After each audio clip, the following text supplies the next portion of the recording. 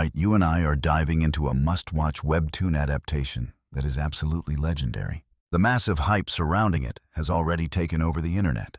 Just a single teaser announcing its anime adaptation instantly racked up hundreds of thousands of likes. While standing proud alongside Solo Leveling as one of the twin giants of Korean manhwa, its dedicated readers describe it like this. Read Solo Leveling for pure hype, but read Omniscient Reader for the plot, where our protagonist Kim Dokja has a unique skill. This incredible unique power actually comes from an online web novel that he has loyally followed for over 10 years. The author has written thousands of chapters, but starting from chapter 50, the readership completely tanked. Views fell off a cliff, and after chapter 100, Kim Dokja became the only reader left in the world. Even with only a single reader, the dedicated author kept writing, and Dokja kept reading his story, following it from high school all the way into adulthood. Now, at 28 years old, the grand finale is finally posted, and he clicks on it with pure anticipation. But to his surprise, the ending has only a few lines saying this novel is a special gift for him. As the only reader of this story, we believe you will survive what comes next. Right at that moment, the author sends an email stating that this work will become monetized in exactly 5 minutes and start charging. The email claims this will help him. Curious, Dokja exits to the menu and finds the novel has indeed been deleted. However, attached to the email is the complete original text of the entire web novel. Just as he thinks this gift is a bit cheap, the subway train lights suddenly go pitch black, followed by a horrific screeching sound of metal as the subway train abruptly grinds to a halt. Panicked screams fill the dark carriage, but Dokja's heart skips a beat as a chilling realization hits him. Now watch closely right here. This terrifying dark scene is the exact opening of the apocalyptic novel. As if to confirm his absolute worst fears, a bizarre ghostly flame suddenly ignites at the front, and out steps a strange floating plush doll babbling in a high-pitched creepy voice that echoes through the car. Some clueless passengers think it is just a prank show and start filming with their phones. The doll tries to speak, but after being interrupted repeatedly, it loses its temper. With a snap of its fingers, it points at the closest man in the crowd. The man instantly explodes into a bloody mess, followed by the heads of everyone else who kept talking without pause. And yeah, I know what you are thinking. This horrific bloody scene means his favorite survival novel has actually become reality.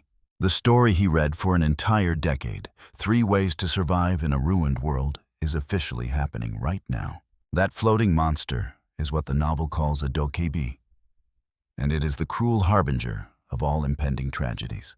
Though it holds the ultimate power of life and death, it is actually just a low-level channel streamer broadcasting this entire apocalypse. Its main job is to broadcast the end of Earth, so the cosmic constellations in the sky can watch this tragedy for their own twisted entertainment. Suddenly, a wealthy businessman steps forward, foolishly assuming this is just a standard terrorist attack. He pulls out stacks of cash and credit cards, hoping to bribe the person behind the screen, but the creature just laughs. With a quick snap, all his money turns to ashes, and the creature flashes a terrifying, sinister grin. Since you all do not seem to understand the gravity of the situation, I will speed things up. The horns on its head begin to buzz loudly. Like dual antennas, they emit a mechanical beep, announcing that the main broadcast channel is open and the constellations are arriving. At that exact second, a holographic system screen pops up before everyone, displaying their first scenario. They must kill a living creature within 30 minutes. Failure to do so results in instant death. While the crowd hesitates in disbelief, a man steps forward. He flashes his official military credentials, revealing his rank as a lieutenant, and says he just received orders. The military reports that the national government has already officially declared a level 1 emergency. So what do you and I take from this? The real-world apocalypse has just begun, and nobody is safe. All right, let's watch this panicked crowd completely lose its mind. But something else shocked Dokja.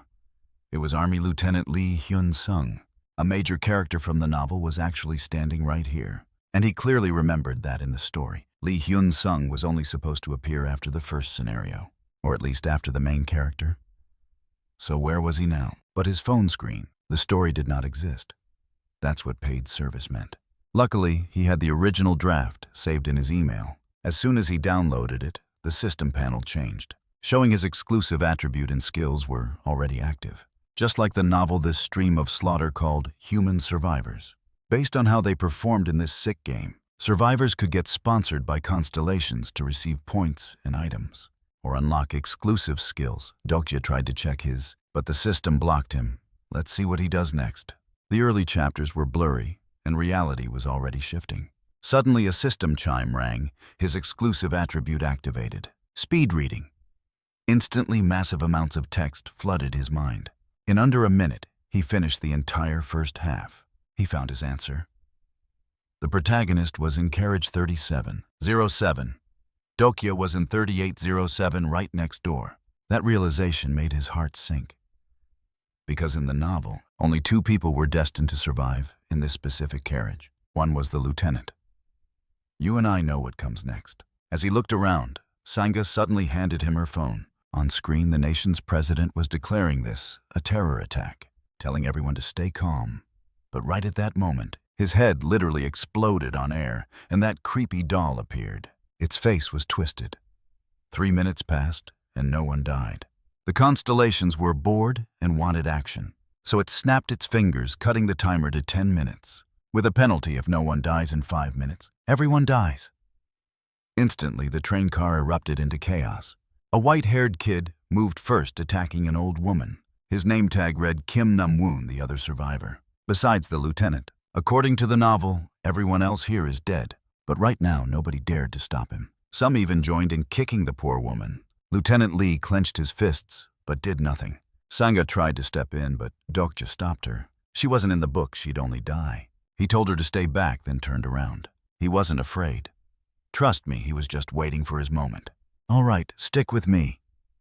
As a sudden explosion rocks the next car, the subway shakes violently, and Dokja rushes at the white-haired punk, tackling him hard enough to send him flying 10 meters back. Slams against the door, and the punk thinks Dokja is trying to steal it. He starts cursing, but Dokja ignores him, frantically looking around to find something. Finally, his eyes lock onto a terrified little boy. Rushing over, he mumbles a quick apology while snatching the transparent box from him. And reaching inside, he slides one of the creatures directly into the boy's palm. Spinning around, he screams to the crowd, "Stop! Even if you do not kill people, there is still a way to survive." His words strike like lightning, halting everyone's actions, even freezing the white-haired psycho. Dokja explains, "Did you forget the actual scenario? The rule is not to kill humans, but just any living thing." Saying this, he holds up the grasshopper in his hand. Insects are alive too. You get what I mean, right? Seeing the bug, everyone finally gets it, instantly scrambling and fighting to grab one, watching the crowd go absolutely wild. Dokja actually lets out a cold smile. This feeling of controlling everyone's lives. It's an absolute rush. Without hesitation, he crushes the grasshopper, throwing the remaining bugs high into the air. Instantly, a glowing blue system screen pops up before him. First kill achievement unlocked. You have earned 100 bonus coins. Seeing that the crowd goes completely feral, crawling on the floor like maniacs. With only 3 minutes left, watch closely. The white-haired punk is totally confused. Why not just share the bugs instead of making everyone fight? Dokja calmly replies, because there were only 3 bugs left in that box. Hearing this, the psycho laughs. So you and I are the same. You love watching people tear each other apart, right? I love it too. No more bugs. No big deal, because now I will just slaughter some unlucky bastard. Looking at his twisted smile, Dokja realizes he is right. This is Kim Nam-woon from the novel A Complete Monster with Zero Morals. He is the favorite of the constellations early on. Suddenly a system alert chimes. Understanding of Kim Nam-woon has increased, triggering.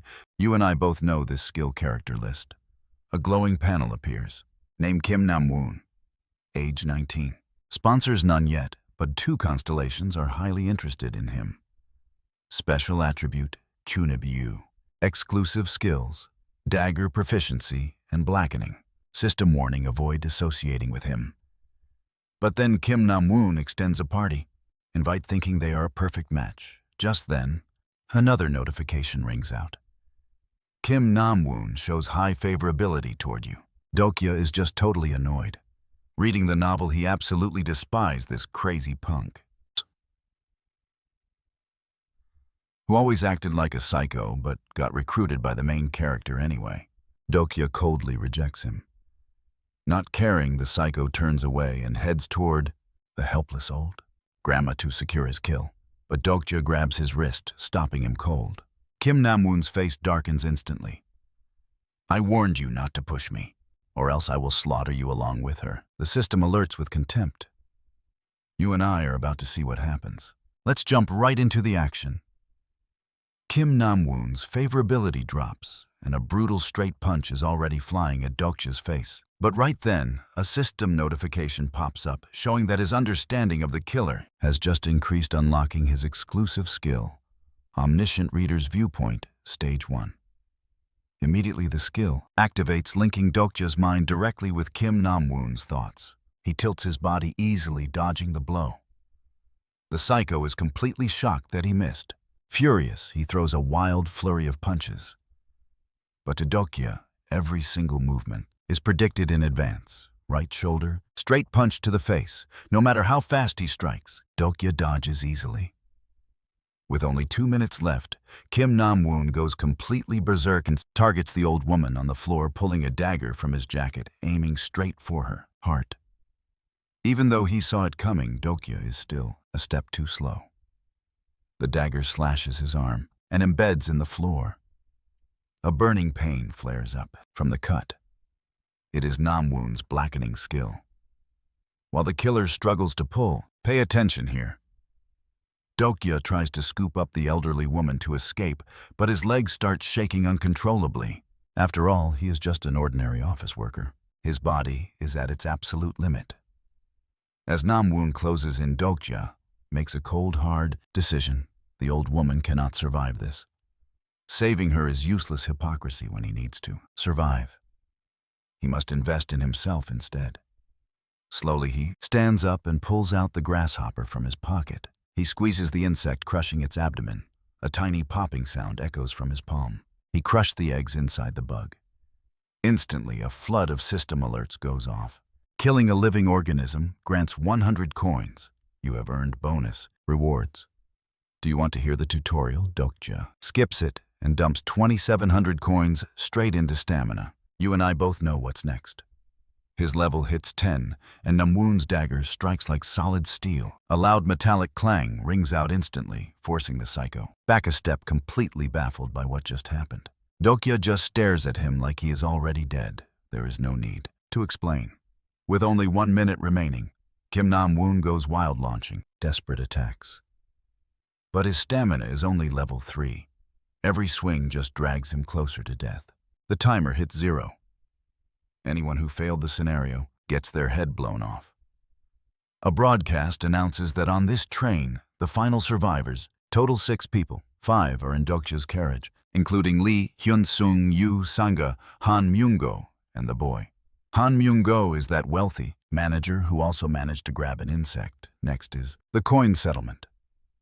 Dokja has the highest score, having killed 124 living creatures. But since they were defenseless, the coins earned are cut in half. Subtracting his stats upgrade, he nets 4,700 coins. As the train exits the tunnel, sunlight floods the carriage, and they finally see the terrifying reality outside. Massive swarms of monsters have completely taken over the city. The military stands no chance. Suddenly, a massive beast leaps out from the river, measuring dozens of meters long. Dokja recognizes this creature from the novel as an ichthyosaur. In the novel, it is a grade 7 monster. But trust me, you and I are about to see things get way worse. Stick with me here in this novel world. Survival means the main quest is literally your only shield. Suddenly, that creepy floating doll pops back into the carriage, absolutely thrilled. Because of one major thing. His stream currently has 21 constellations watching, which is a massive crowd for a rookie dokebi. It is a mind-blowing number for a beginner. Right then, Yu Sanga walks up to Kim Dokja. She thanks him for throwing the grasshopper box nearby, but Dokja just brushes it off as a coincidence. But deep down, he knows his choices spared some, while condemning others, a heavy trade-off he must carry. He is not sure if he did the right thing. But as a reward for surviving the first scenario, The Dokja announces that everyone now qualifies for Constellation sponsorship. This means choosing a godlike backer. By signing a contract, you gain a portion of their legendary cosmic strength and divine protection. Now pay attention, 4 high-tier constellations are interested in Dokja, meaning he has 4 potential options. To hide their true identities from rivals, these gods use modifiers, forcing survivors to decipher the clues. You have to carefully guess the metaphors behind the titles to uncover who they actually are. But for Dokja, not a problem. He can read right through their grand titles. First up is the Abyssal Black Flame Dragon, a massive entity leading the powerful Black Cloud group, offering insane destructive firepower from the get-go. Signing a contract guarantees early game dominance, but that brute force is only useful for so long. The more you draw from his dark power, the faster your mind and body get corrupted. So Dokja hard passes. The second option is the demon-like Judge of Fire, which sounds incredibly evil. But don't let the name fool you. That demon-like modifier actually means the exact opposite.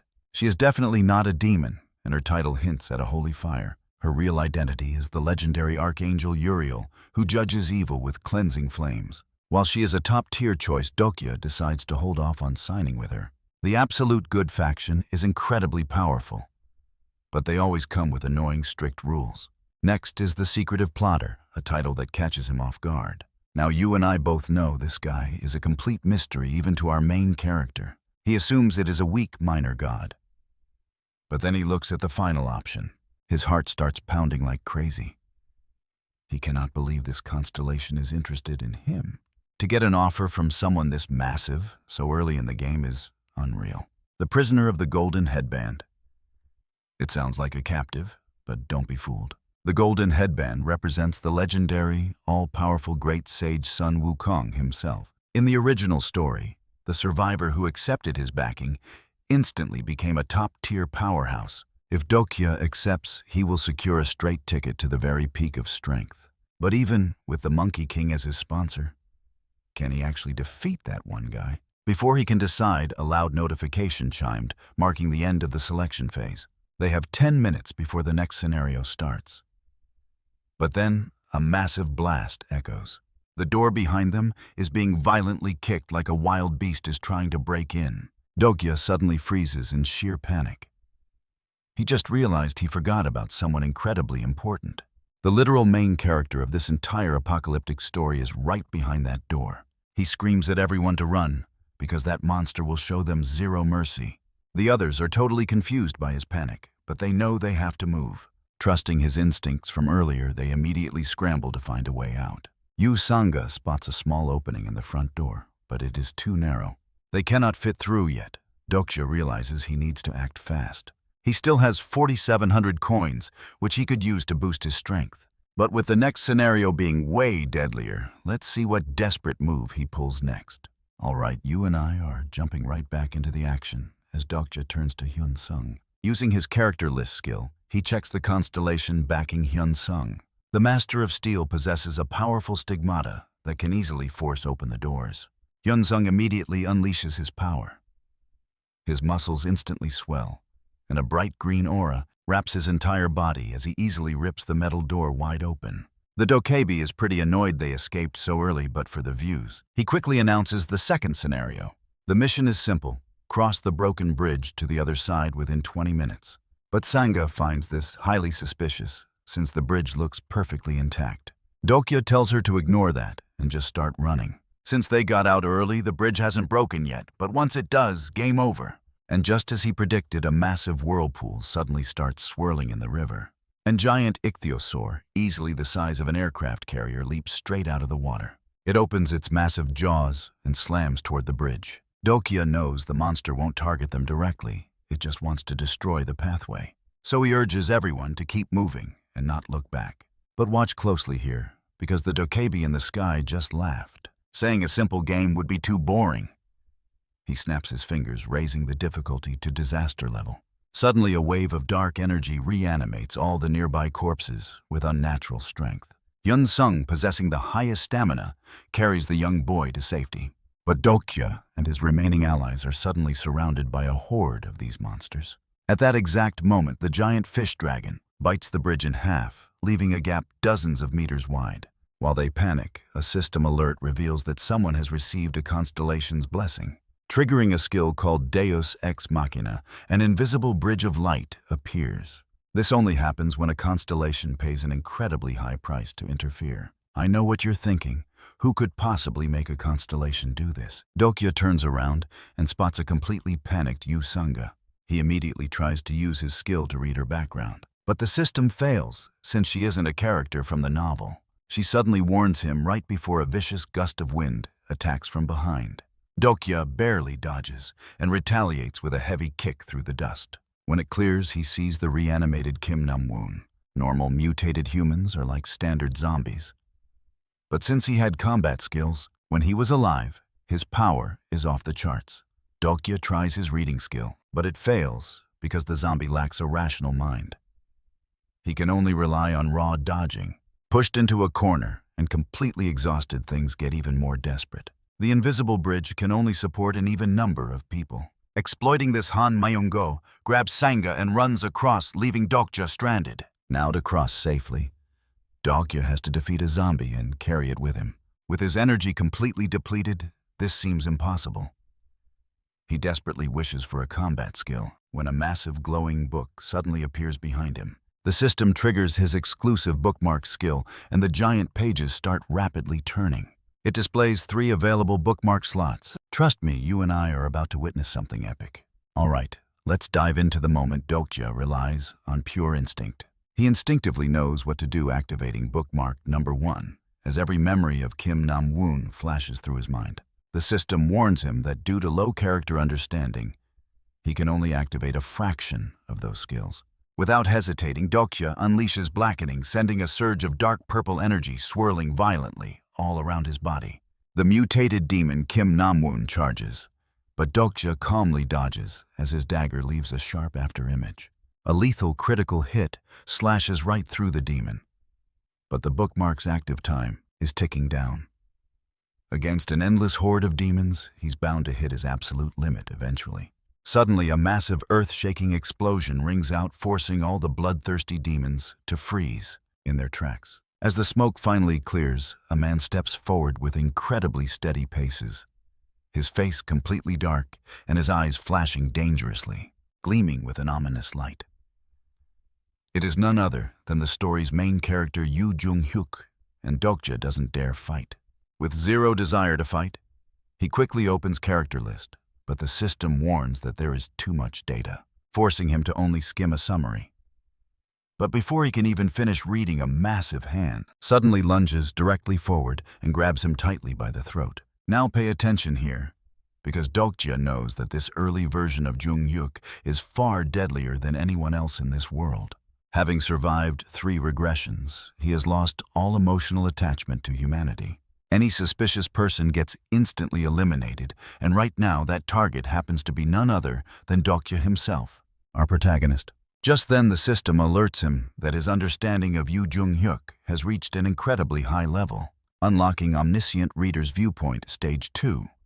The next second, Dokja basically gets mind-reading powers, seeing right through Jung-hyuk's thoughts, and effortlessly seeing through every single one of his dangerous thoughts. From Jung-hyuk's perspective, seeing Dokja react to the world ending is highly suspicious. He is way too calm, which definitely is not how a normal NPC should behave under pressure. To him, this makes Dokja extremely dangerous. With that, a brilliant golden light flashes in Jung-hyuk's eyes. This is the SS rank Skill Sage's Eye, which lets him see an opponent's entire attribute window, and even peer directly into their hidden attributes. It is the absolute peak of scouting skills. But right then, the system alerts that his exclusive skill Fourth Wall has triggered, completely bouncing the powerful Sage's Eye right back at its user. Okay, I know what you're thinking. But this sudden twist leaves even Jung-hyuk completely stunned by his own skill. An SS rank ability that only a prophet should be able to block, making his deadly grip tighten even more. As Dokja's life hangs by a single thread, he plays his ultimate trump card by pretending to be a legendary prophet. You are unable to complete scenario number 46 on your own. You know that, right? Hearing this, Jung-hyuk's expression shifts to pure shock, knowing that prophets are incredibly rare beings. who possess absolute cosmic knowledge. Currently, there is only one such avatar on Earth. To verify this, he activates his lie detection skill. After confirming that Dokja is telling the truth, he pulls him back from the broken bridge.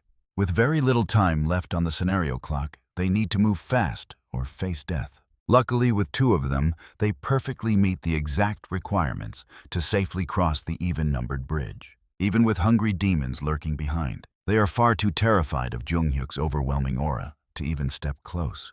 Dokja sighs in relief, but pure physical exhaustion suddenly causes Omniscient Reader's Viewpoint to deactivate. A terrible sinking feeling rises deep inside his chest. Sure enough, just steps away from the safety of the finish line, Junghyuk suddenly halts his steps, turning to face him. "I have one last question for you."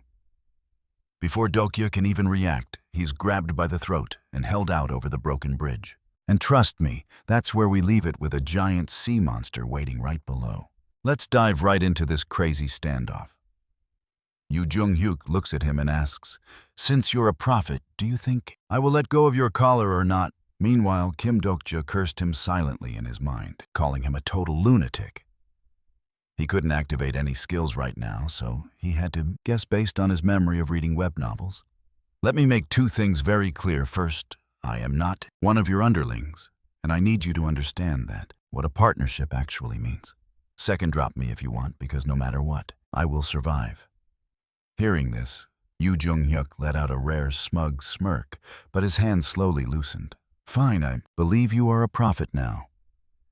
But first you'll have to prove that you can actually survive." And with that, the massive ichthyosaur snapped its jaws shut with a loud crash, swallowing him into its stomach with the sea. Fortunately, the beast's stomach was huge, and after he floated to the surface, he found tons of floating debris and rotting human corpses around him. Before he could even catch his breath, the surrounding— Now look closely here. The stomach water suddenly began to churn violently, a clear sign the beast was moving.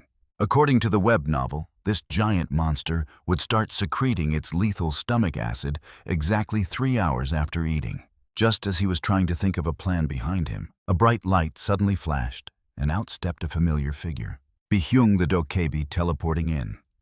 Since his bridge scenario had ended in failure, he was here to dish out the penalty. Kim Dokja now had two choices: get his head blown off or surrender all his coins. But Kim Dokja completely ignored the threat, casually saying, "Go ahead and try to kill me then." Bi-hyung thought his ears were playing tricks on him, but then he heard Kim Dokja shout out his actual name. The Dokkaebi froze. Bi-hyung, with the constellations being so stingy with their coins nowadays, are you really happy being a low-tier streamer? Bi-hyung stared back at him with absolute utter terror on his face. How could a mere human on Earth possibly know his private sacred name? Even the constellations watching the live stream were suddenly incredibly intrigued by this turn of events. But get this, Kim Dokja's next move caught them all off guard. He demanded Bi-hyung turn off the live stream first. Completely bewildered by this human's background, the Dokkaebi had to comply. You see, this cosmic broadcast is known as the Star Stream, a massive system that operates exactly like a modern streaming platform. The viewers are powerful constellations across the galaxy, while the actors are humans like Kim Dokja, desperately fighting for survival. The Dokkaebis act as the middleman streamers. Ignoring his shock, Kim Dokja didn't explain how he knew. Instead, he tossed back a question: "Don't you want to become the king of Dokkaebis? Don't you want to surpass Dokgak and Gidat and become the absolute greatest streamer?" Hearing this, Bi-hyung's eyes briefly flashed with a moment of clear, raw ambition. But he quickly burst into hysterical, mocking laughter. "Aha, so that's it. No wonder you rejected every single sponsor during the selection scenario, even passing up on that legendary myth. Great sage, equal to heaven. You just wanted to recruit me, to be your backer." But Kim Dokja cut him off. "I don't need you. I need your channel. I want to sign a unique, exclusive contract with you." Bi-hyung froze in disbelief. Such a stream contract was something that normally only existed between Dokkaebis and powerful constellations.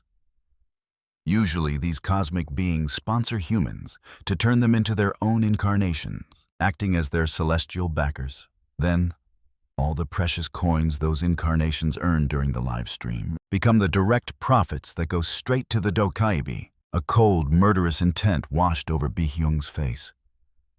I don't know how you found out about all of this, but as an incarnation without a single sponsor, what makes you think you're qualified? And trust me, Kim Dokja's calm reply is pure genius. It's precisely because I don't have a sponsor that makes me so valuable to you and the constellations. All right. You and I both know people join streams for two reasons. Either they want some quick entertainment, or they are looking to find powerful incarnations. To become a famous streamer, you absolutely must satisfy one of those groups. But if someone without a supporting constellation actually shows power that completely outclasses standard incarnations, would that stream instantly blow up? Bi-hyung suddenly realized the truth. Kim Dokja was a massive untapped gold mine. Just now, his insane clash with Yoo Jung-hyuk proved exactly that, causing the total number of watching constellations to skyrocket to crazy new heights.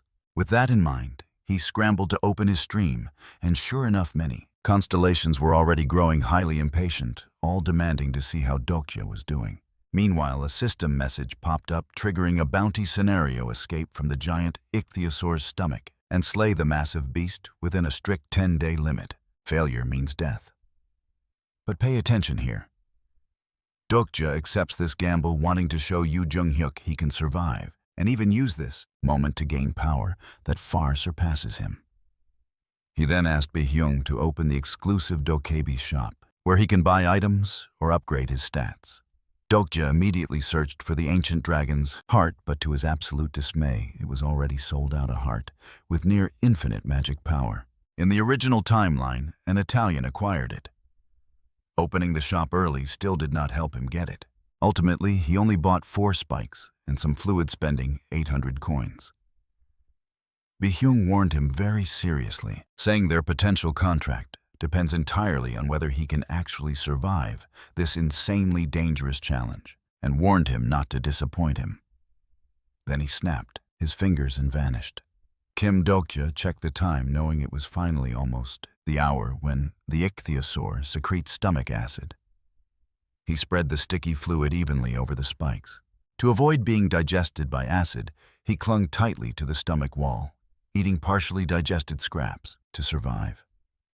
Can you believe he held out for 4 whole days? Talk about insane willpower. The system notified him of his successful hunt of a grade 7 sea monster, rewarding 9,000 coins. Totally exhausted, Dokja collapsed on the ground. Just then a bright light shone, and Bi-hyung appeared with a completely shocked look. How did you kill an ichthyosaur with only this? It turns out Dokja had very limited coins, enough for just 10-legged decapod spikes and a little hammer seahorse fluid from the shop. These items seem basic, but those decapods naturally feed on small sea monsters, so their spikes cause massive blood loss and death when they pierce skin. Meanwhile, hammer seahorses are the monster's prey, so they evolved a natural resistance to stomach acid. So he poured the protective fluid on himself, then plunged those sharp decapod spikes deep into the beast's stomach blood vessels. He just had to wait for it to bleed out so he could escape. The only thing he did not expect was having to wait 4 days, nearly dying himself. Bi-hyung nodded in deep respect and immediately brought out an official live streaming contract. If Dokja signs it, he will become Bi-hyung's exclusive partnered streamer. Though he can no longer choose a supporting constellation, this channel's massive earnings split is a dream come true for most people. However, Dokja was in no hurry to sign. Instead, he pointed his finger at the very last clause. Why is the revenue split blank? Bi-hyung felt guilty and stammered, saying, in this industry of ours, when great constellations let their chosen incarnations appear on a Dokja's channel, the coins are always split 50-50. But Dokja instantly cut him off, saying he doesn't have a supporting constellation. Constellations who donate to a completely sponsorless incarnation pay extra. Stick around, this is pure genius. Trust me, you're going to love this. Our guy is currently extorting a literal channel commander for cash. He demands a 10-0 split on all tips. The Dokja is grinding his teeth in pure rage, but can't do anything. And why is that? because Dokja became an absolute sensation among the constellations after slaying that massive sea commander. He could easily take his broadcast to a rival streamer. Out of options, the Dokja agrees to a full payout and throws in an extra 5,000 coins. Satisfied with the contract, Dokja finally steps ashore. But as soon as his feet hit the ground, a barrage of system alerts pops up. Warning, you have entered the second main scenario zone. This entire area is severely contaminated. Please evacuate underground. Immediately, the toxic air begins eating away at the skin on Dokja's face. But as the only reader of the original novel, this minor crisis was actually incredibly easy for him to handle. He just buys an Elaine monkey lung from the store, pops it in his mouth, and gains 20 minutes of immunity. With his timer ticking down, he slips inside a nearby supermarket. He grabs a quick haul of free food. But as he packs up to leave, he spots someone behind a shelf, a barely breathing unconscious woman.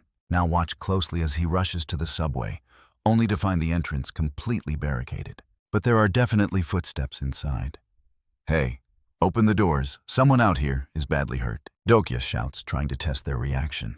But the cowards inside refuse to unlock it. Get lost. We are already at maximum capacity in here. So our main character decides to use a little force. With a sharp thorn weapon, he pries open the gate. Once inside the safe zone, he quickly slides the Ellen monkey lung into the dying woman's mouth. This purges the deadly poison from her body. But before he can even relax, dozens of thugs, carrying heavy wooden clubs, suddenly surround him. Leading them is a guy in a suit. Hand over the girl and the food, then beat it. Do that, and I might let you live. Dokja overhears his little lackeys calling this boss Chill Do. You and I both know how these insignificant named extras usually end up right absolute fodder. Suddenly the chat pops up. The prisoner of the golden headband is getting highly annoyed by this minor thug's display, and the demonic judge of fire is absolutely furious at this injustice. Their collective anger triggers a sudden bounty quest. The objective is simple: take down these thugs within the time limit, and the countdown is exactly 5 minutes. Dokja charges straight in and punches Chioldu straight into the wall. As for the rest of those trash mobs, swept aside in seconds. Even though Dokja doesn't have a direct constellation sponsor, yet his combined raw physical stats reach a massive 33. Meanwhile, these minor thugs barely average single digits. The power gap is practically a mountain. Yet Chioldu refuses to stay down and starts mocking him. We are cut from the exact same cloth. Looking at your ruthless methods, you must have killed plenty of people too, right? Before Dokja can reply, the fourth wall filters the enemy's mental attack. Turns out this arrogant punk actually contracted a sponsor of his own and unlocked the skill bluff. His sponsor is the monarch of the small fries, an entity Dokja remembers, is notorious for horribly abusing its own chosen incarnations. So instead of killing him, Dokja pins him to the wall with a sharp spike and delivers a brutal beating. By the time the quest ends, he gets the clear bonus plus 100 coin tip from the satisfied monarch of the small fries. After that, he carries the woman down into the dark subway. And trust me, the next station is pure chaos. Let's jump back into this insane survival story, where things are about to get wild. Before our group can even celebrate their reunion, they are surrounded by a hostile crowd. A suspicious man steps out of the crowd. He calls himself Chan Inho, a name Dokja immediately remembers from the novel. In the original guide, this guy was a sponsored snake who ruled this entire subway station like a tyrant. Even that wild boar was his minion. Dokja is completely ready to fight, but Inho suddenly pulls a shocking twist. He orders his men to lower their weapons, welcoming Dokja as their brave new savior. He tells everyone that Dokja has brought a massive supply of food. Through Hyunsung, Dokja learns that the 87 survivors here are split into two major groups, the elites and the outcasts. Both groups take turns going out into the dangerous ruins to scavenge. But whatever food they retrieve is controlled and distributed by the elite faction. Dokja refuses to play along, but Inho keeps smiling, calling him a true hero. Now watch closely, because this is where the mind games actually begin. Inho loudly claims that since Dokja is so powerful, it is his moral duty to feed all the helpless people. while the starving children and elderly stare at him with begging eyes.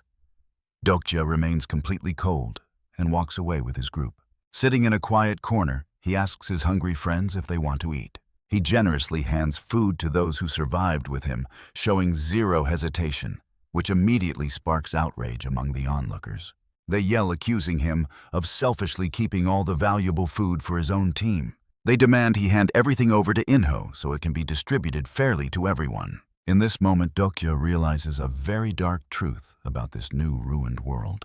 The real danger is not stupid thugs, but the manipulators playing with human hearts from the shadows. I know what you are thinking, but Dokja has a completely different plan in mind. He can either share the food and play hero, or keep it and be the villain. Before he can even make a move, Inho steps forward to make a sudden announcement. He tells the angry crowd that Dokja has happily agreed to join them and share his food fairly. On top of that, Inho claims that their brave new hero has agreed to scavenge for them from now on. But Dokja cuts him off instantly, stating he will distribute the food, but not for free. He tells the stunned crowd that they must pay exactly 50 coins for every single portion of food. Everyone in the shelter is completely dumbfounded. Even Sangha and Hyun Sung are shocked. But the mysterious woman Dokja saved immediately stands by his side. Her name is Young Hee-won, and she was originally part of this subway shelter. She was brutally abandoned by her own allies during a run, so she knows exactly how precious food is. She tells the angry crowd to wake up, asking why they expect to eat for free when someone else risked their life. Sangha and Hyun Sung are instantly overcome with shame, but Young Gil-young is actually the first to react. He steps up to transfer the required coins to Dokja's account for the meal. With a quick tap, the coins transfer to his account, but Dokja only takes 10 points from him, calling it a special friend discount. Sangha and Hyun Sung quickly pay up as well, buying more food, while the rest of the crowd hesitates. Hyun Sung worries this greed will cause another riot, but Dokja tells him to relax. He tells them to relax because customers will definitely show up, and by the very next morning, every single bag of food is completely sold out. Dokja nets a clean profit of 1,450 points, but before he can even celebrate, Inho suddenly cuts the food supply, and that's where we leave this insane cliffhanger. All right, you and I are about to learn a tough lesson from Kim Dokja. There is no free lunch in this world. If you guys want any of this food, then you have to trade something of real value. So thank you very much, Mr. Kim Dokja. In an instant, Dokja became public enemy number 1, as everyone glared at him with pure hatred. But as midnight struck, a bright light flashed inside the subway station, exactly as Kim Dokja had predicted. A Dokkaebi appeared before them once again, but this time it was not their usual guide, Bi-hyung. He announced that Bi-hyung was locked up in solitary confinement for violating the rules. Taking over the channel, he snapped his fingers and instantly confiscated every single bit of food. He claimed that Bi-hyung had been way too soft on these weak humans this whole time. Now pay attention here, because he is about to turn up the heat starting right this second. Every night at midnight, everyone must pay a survival fee of 100 coins or face instant death. The crowd erupted in total panic, but Kim Dokja only let out a subtle smile. This cruel twist of fate was exactly how the original novel was supposed to play out. Even though his knowledge of the novel warned him about the food, the extra survival fee caught him off guard. He wondered if his contract with Bi-hyung had somehow caused a massive shift in the world line. But right now, the most critical thing was finding food, so Dokja called on everyone to head deep into the subway tunnel. With their supplies completely gone, their only choice of food now was raw monster meat. Just as they prepared to set off, Cheon In-ho called out and stopped them in their tracks. He did not want to stop them, but instead insisted on forcing Han Myung-go into their scouting group. Dokja saw right through him. This helper was actually a spy meant to watch their every move. Let's pause for a second. We just saw a system notification that Dokja's understanding of Cheon In-ho increased. Based on his current information, gaining a character's trust or successfully reading their mind could easily trigger this boost. And of course, Han Myung-go was still behaving like the same useless coward as he always was. Seeing the pile of horrific corpses littering the tunnel, he instantly shrieked and hid right behind Yu Sangha. Deciding that the man was harmless, Dokja turned to Lee Gil-young, prompting the boy to use his skill. Slowly, young Lee Gil-young activated his power. touching the floor as a vibrant green light surged deep into the darkness of the tunnel. He managed to capture a single cockroach, demonstrating his unique attribute as an insect collector. This let him hold basic conversations with bugs. He soon learned some crucial intel from the insect. The path ahead was safe for 100 steps. Just then, Lee Hyun-sung touched a dark barrier nearby. Suddenly, a hidden scenario popped up, prompting them to hunt monsters that could serve as food. Cooking them would reward them with 500 coins, and luckily, the ground ahead was covered in corpses. Dokja recognized them as grade 9 ground rats. There was no doubt who easily wiped out this herd. Only one man, the novel's overpowered protagonist, Yoo Jung-hyuk. Dokja quickly warned everyone not to waste anything and gather the bones. They could craft these bones into weapons. Right after, Dokja boosted his stats, keeping some coins for the survival fee while pouring the rest into stamina, strength, and agility. With their preparation complete, the real hunt was about to begin as Lee Hyun-sung charged forward like an absolute tank, instantly slamming a monster into the air. Jung Hee-won was close behind. Her innate talent as a silent stalker made her deadly with a blade. She dominated the close-quarters combat while young Lee Gil-young quietly supported them from the rear. When the battle ended, Lee Hyun-sung tallied his score proudly, announcing he had killed 4 monsters. And trust me, you and I are just as shocked as Dokja to see someone outperforming him already. Stick with me, we are about to see how Dokja's crew handles this nightmare. Using his inspection skill, Dokja notices that Hyun-sung actually received a massive starter gift. A pack from his constellation sponsor that boosts all his stats. But as they discuss how to cook the monster mushrooms, Han Myung-go suddenly lets out a blood-curdling shriek. A giant mole cricket has clamped onto his leg. Yu Sanga immediately draws her bone dagger, but instead of saving him, she gets dragged straight into the dark abyss below. Jung Hee-won rushes to help, but her body still has not fully recovered from the poison. So Dokja leaves Hyun-sung to guard her, while he and Gil-young dive into the cavern. This pitch-black dungeon is called the Dark Edge, home to the terrifying mole crickets. Without any light, finding directions is impossible. But that is exactly why he brought Gil-young along. His skill can light up the dark. Now pay attention, because Gil-young is about to drop a total bombshell. Young, you let that mole cricket escape on purpose, did you not? Back then, your face did not even flinch. You looked way too calm. Dokja's heart skips a beat, and cold sweat pours. These side characters are way smarter than they look. He has no choice but to admit the truth. These monsters always bring their prey back to the very same nesting grounds. And following their tunnels is the only way to reach the bottom, where the item he needs is hidden. He just did not expect Sanga to get dragged down too. Gil-young tightly squeezes his hand, choosing to believe every single word. Since Dokja acts just like the main character of a video game, and only the protagonist can lead everyone to victory, Dokja remains silent. The two walk on through the silence until they finally spot a faint light ahead. A massive treasure chest sits guarded by beasts with Myung-go and Sanga tied up nearby. I know what you are thinking. This guy is still complaining at a time like this. He is crying about how taking that subway line ruined his life. The loud whining is giving Dokja a massive headache. Losing his patience, he pulls out 10 sharp needles and hurls them right at Myung-go, not to kill him, but to summon the hidden boss of this dungeon. The ground begins to shatter, and an overwhelming yisa and terrifying pressure fills the air. Nearby insects instantly explode into dust, and the mole crickets tremble in absolute terror, as if waiting for their sovereign. Suddenly, a cloaked, undead lich bursts through the stone wall. A system alert flashes. Scenario updated. Defeat the Dark Sentinel. Dokja immediately cuts the hostages free and pulls them back to create some safe distance from the boss. This monster is a demon-type lord that can absorb traps to boost its power. Dokja's plan is to isolate it from the rest of the horde, but the old bastard instantly launches a massive psychic assault. Even though the fourth wall blocks most of the horror, it only makes the beast more rabid. A deafening, earth-shaking roar echoes through the entire cavern. Right then, Yu Sanga's translation skill activates, and she pale-facedly tells Dokja that the monster is calling him its mother. Then it points right at Myung-go, choosing him to be the father. Dokja is left completely stunned, wondering what kind of twisted freak this boss is.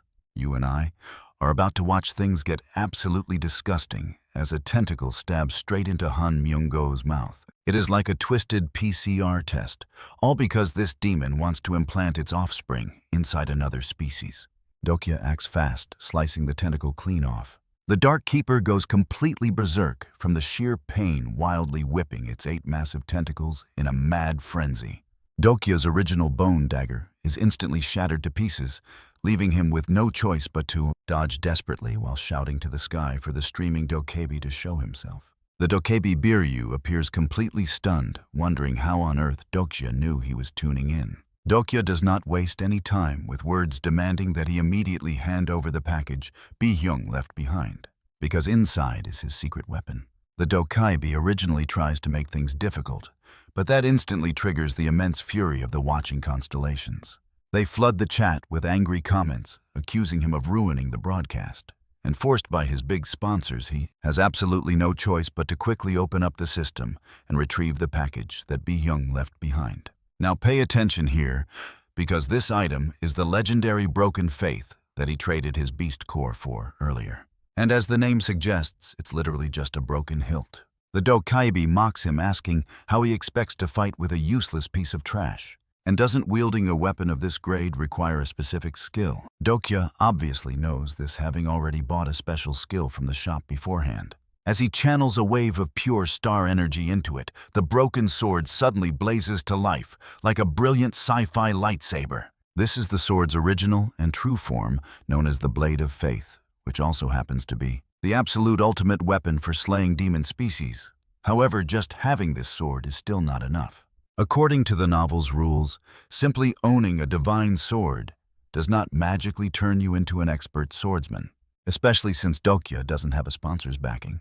Just swinging this heavy blade around would drain all his stamina in seconds, meaning he absolutely cannot fight like a traditional high-tier swordsman would. Instead, he fights as a reader, directly activating bookmark number 2 to copy the skills of Lee Hyun-sung.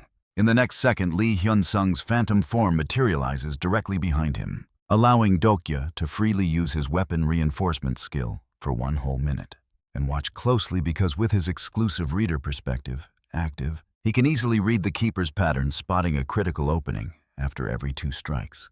Seizing the exact moment that critical gap appears, Dokja steps in and lands a massive critical blow, with the holy sword leaving the watching constellations completely speechless. For someone with 0 backing from a constellation to solo a high-tier boss this early is unheard of, and they immediately shower him with coins. Even the Dokkaebi looks on with absolute envy, wishing his own channel had such a genius. No wonder the viewers are abandoning his own broadcast for Bi-hyung's. At the same time, he's deeply confused as to why Dokja refuses to finish the Keeper off once and for all, since being the first to slay a grade 7 demon guarantees a massive bounty. But Dokja remains completely indifferent, demanding that the Dokkaebi hand over the scenario rewards right now. After all, the quest only required them to repel the monster, which they had already achieved. But right at that second, Han Myung-go swings his bone dagger and ruthlessly slaughters the weakened Keeper. He mocks Dokja for being too soft proud that he stole the final kill. But just as he expects to be showered in rich rewards, the game system suddenly delivers a terrifyingly polite warning message to him. The Demon King of Anger and Lust has successfully noticed your existence. Dokja laughs quietly to himself, knowing exactly what kind of massive trap he just avoided. And trust me, you and I are about to see him pay dearly for his greed. A god's underling, that's why he didn't dare finish the kill. Now let's see what Dokja finds in this chest. Inside, 3 rewards await: a mana-restoring bracelet, an old shield, and a flame to cook monsters. Dokja generously hands them all out, because the only thing he actually wants is this very chest. In the novel, Yoo Jung-hyuk only realized after his 6th regression. Its secret: putting in 2 low-grade items will randomly produce 1 high-grade item. Dokja places the Keeper's core and the broken blade of unbroken faith inside. The next second, purple light bursts from the chest. The broken sword is instantly restored. Unbroken faith was once a weapon used by a constellation. Equipping it boosts his physical stats and strength by 2 levels, which makes the others still using basic blades incredibly jealous. But on their way back, Gil-young delivers some bad news, all nearby. Insects died in the battle, meaning he can't use his skill. But he senses one far away and now pay attention as he closes his eyes to connect with it. He never expected it to be a king-grade praying mantis. The cave begins to shake violently. Dokja yells at Gil-young to stop because if that mantis gets here, they'll be buried alive. Luckily, Yusanga discovers her skill has a similar tracking effect, letting her create a glowing thread. By following the line, they can find the exit. This makes Dokja even more curious about her sponsor, but since Sanga isn't a novel character, his characterless skill can't read her information. Suddenly, a golden light flashes before them.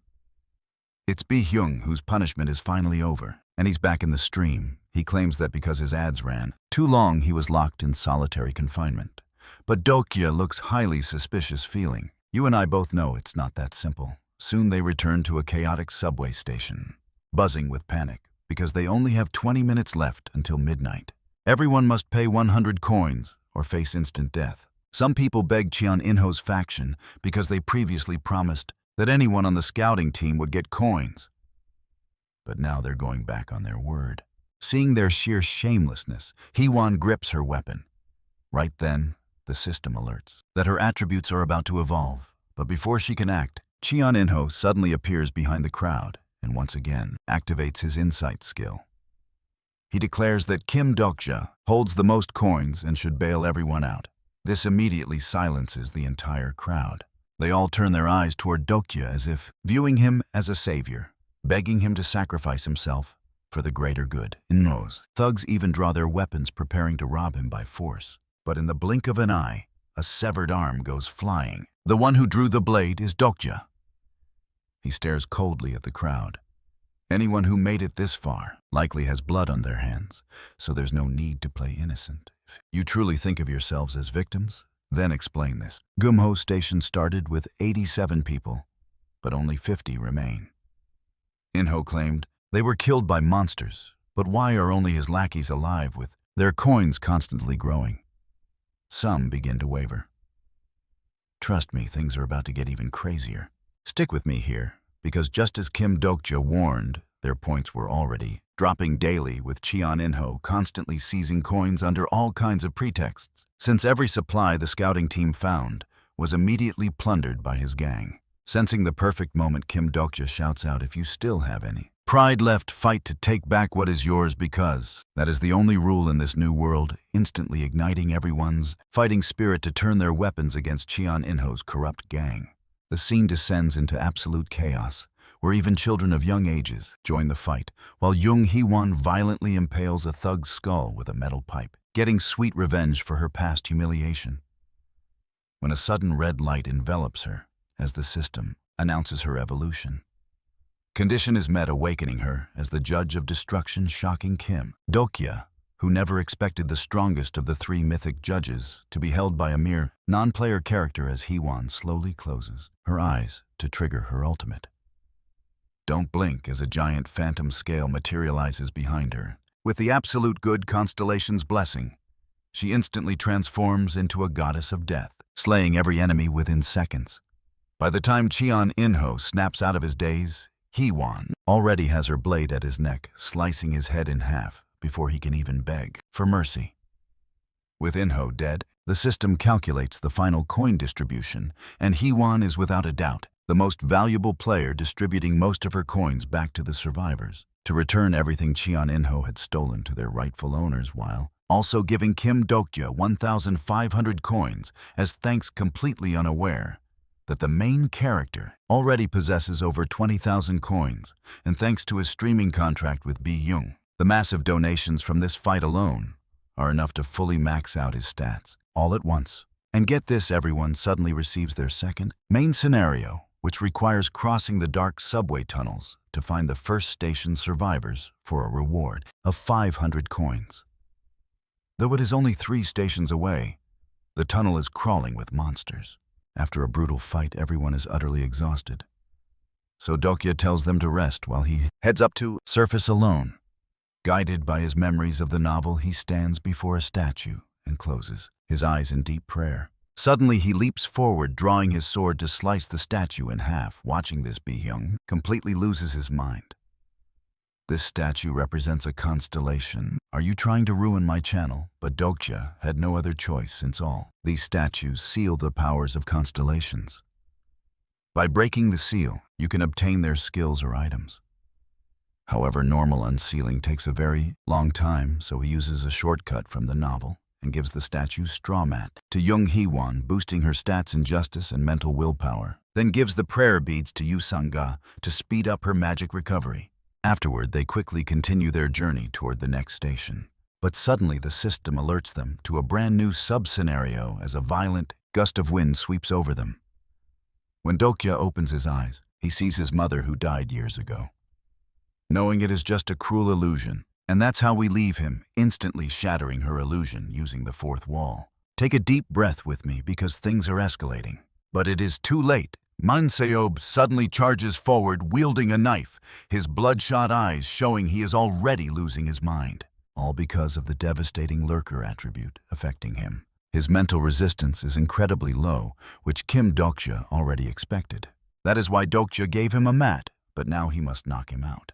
Thankfully, Sangha uses her sacred beads to purge the dark energy, gathering everyone close. As the team slowly regains consciousness and nears their destination, a mysterious figure suddenly blocks their path. She draws her sword, demanding to know their identities. But Dokja instantly recognizes her face and freezes. His heart is racing with excitement because this girl is none other than Lee Ji-hye from the novel.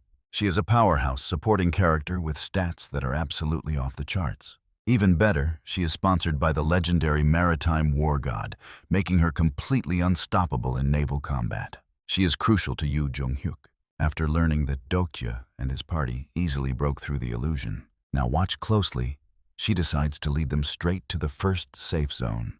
They quickly reach the first scenario base, where a few local drunkards notice Ji-hye bringing in these newcomers, and they immediately target the two beautiful girls in the group.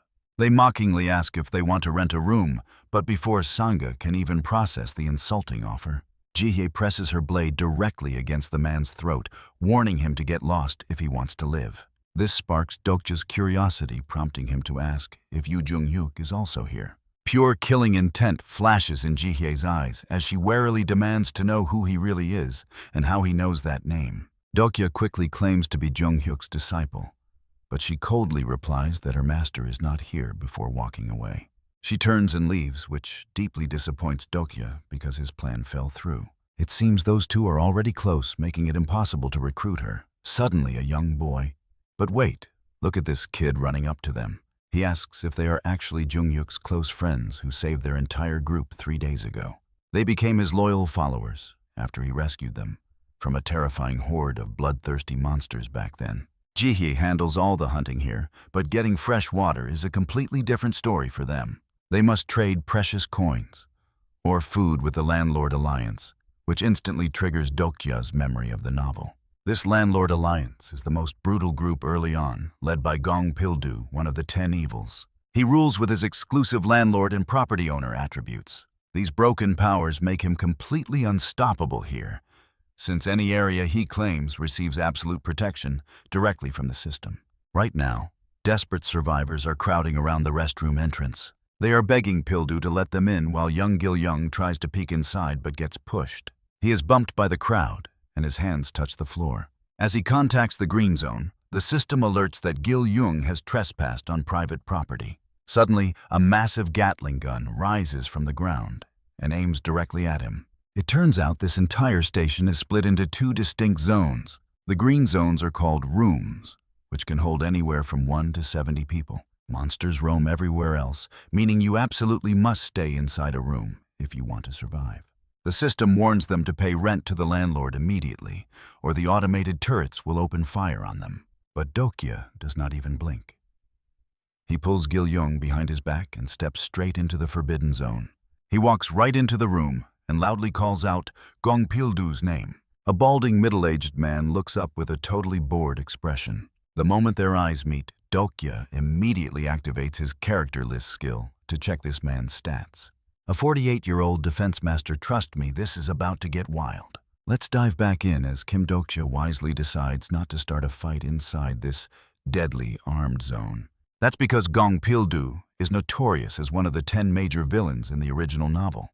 Killing him now would completely derail the entire plot, so Dokja puts on a friendly face. He politely asks to rent a room, offering to pay daily. But Pildu doesn't buy it. He uses his cost-benefit analysis skill and decides that anyone looking like Dokja is just a scammer. He claims guys who look like him always skip out on rent, and he's already met one. Dokja immediately wonders if that legendary runner was actually Yoo Jung-hyuk. But as they turn to leave, they're stopped. It turns out, Gil-young touched the floor. Since he stood there for 2 seconds, that'll be a 1,000 coin fine.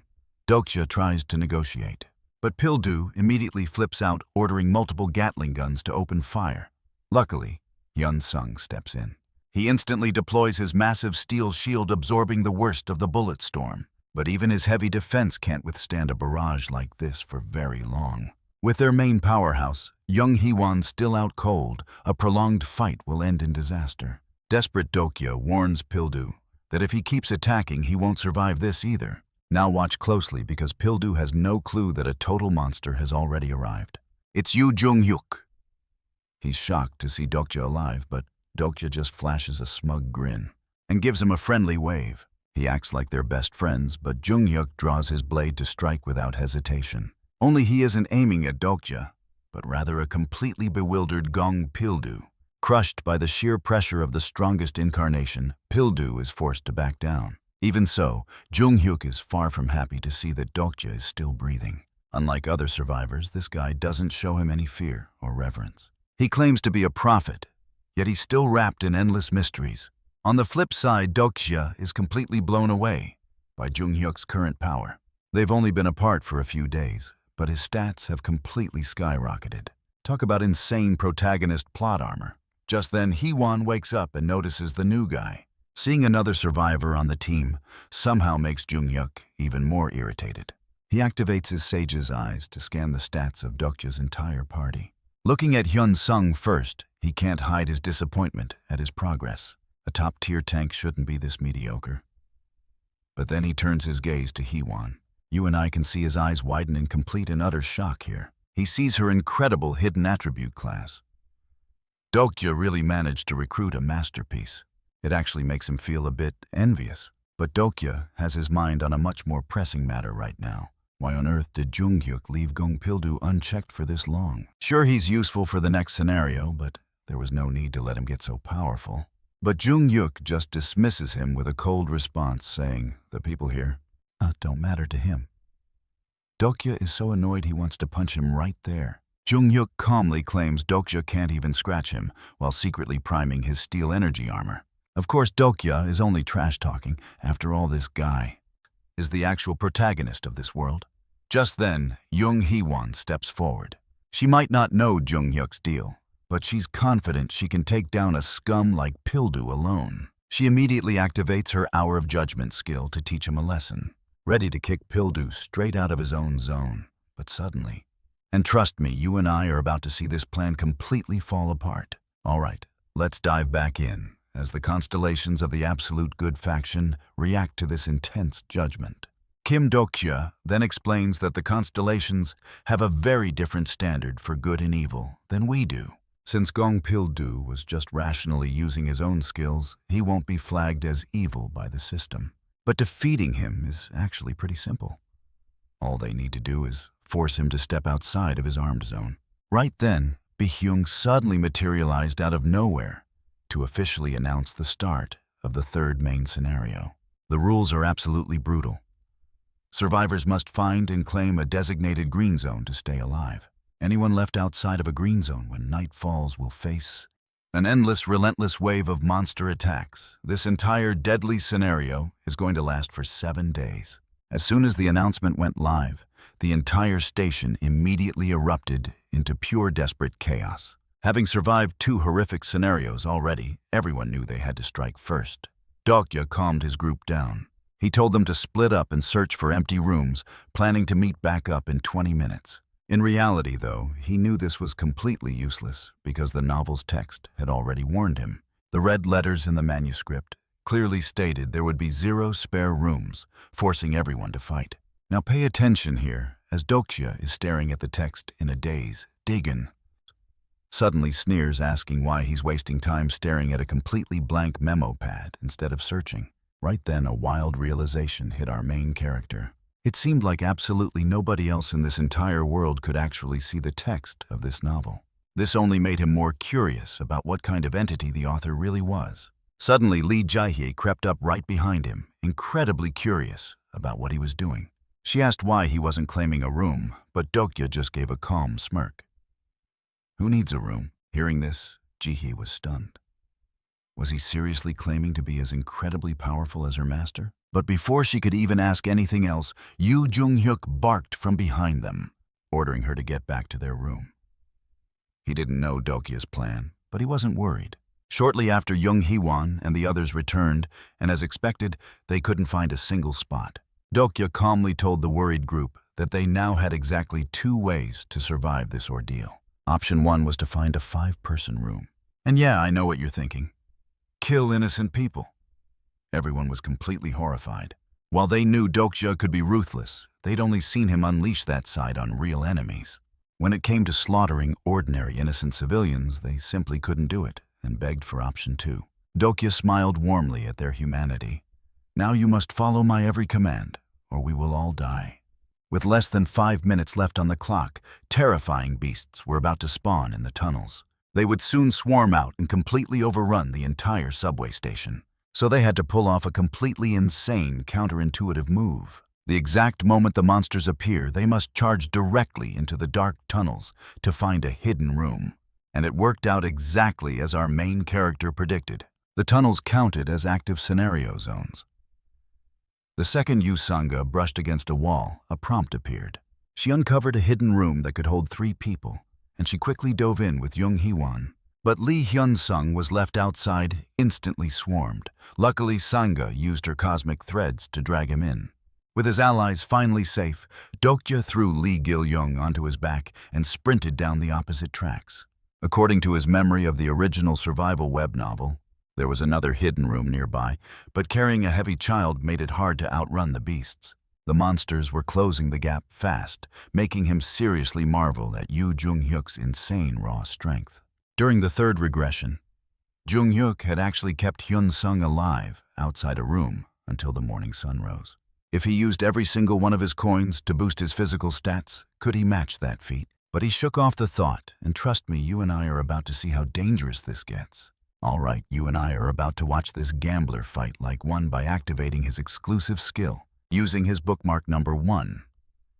Kim Nam-woon. His movement speed instantly skyrockets as he starts weaving and darting through the massive monster horde. Weaving through the chaos, he finally spots it. He spots a green light shining nearby and leaps with all his might. But the moment he looks inside the room, he instantly freezes right in his tracks, completely and utterly stunned. Yoo Jung-hyuk is actually already inside the room. He can't help but curse because he knows the guy didn't even need this safe zone to survive. Yet Jung-hyuk just calmly tells him that he is too tired and did not want to move. This drives Dokja insane. In the novel, this room is only found in the 4th regression. That is when the secret room should have been revealed. But now he has not only found it early, but stolen it. Where is your pride and dignity as the main character? Watch closely here. His only choice now is to swallow his pride and beg the guy to let him stay inside. Instead, he gets dragged into a brutal struggle with the pursuing horde, completely swallowed up in the blink of an eye, while Bintu Master, Jung-hyuk hesitates for just a brief moment, wondering if he should actually step in to help him. But then, the monster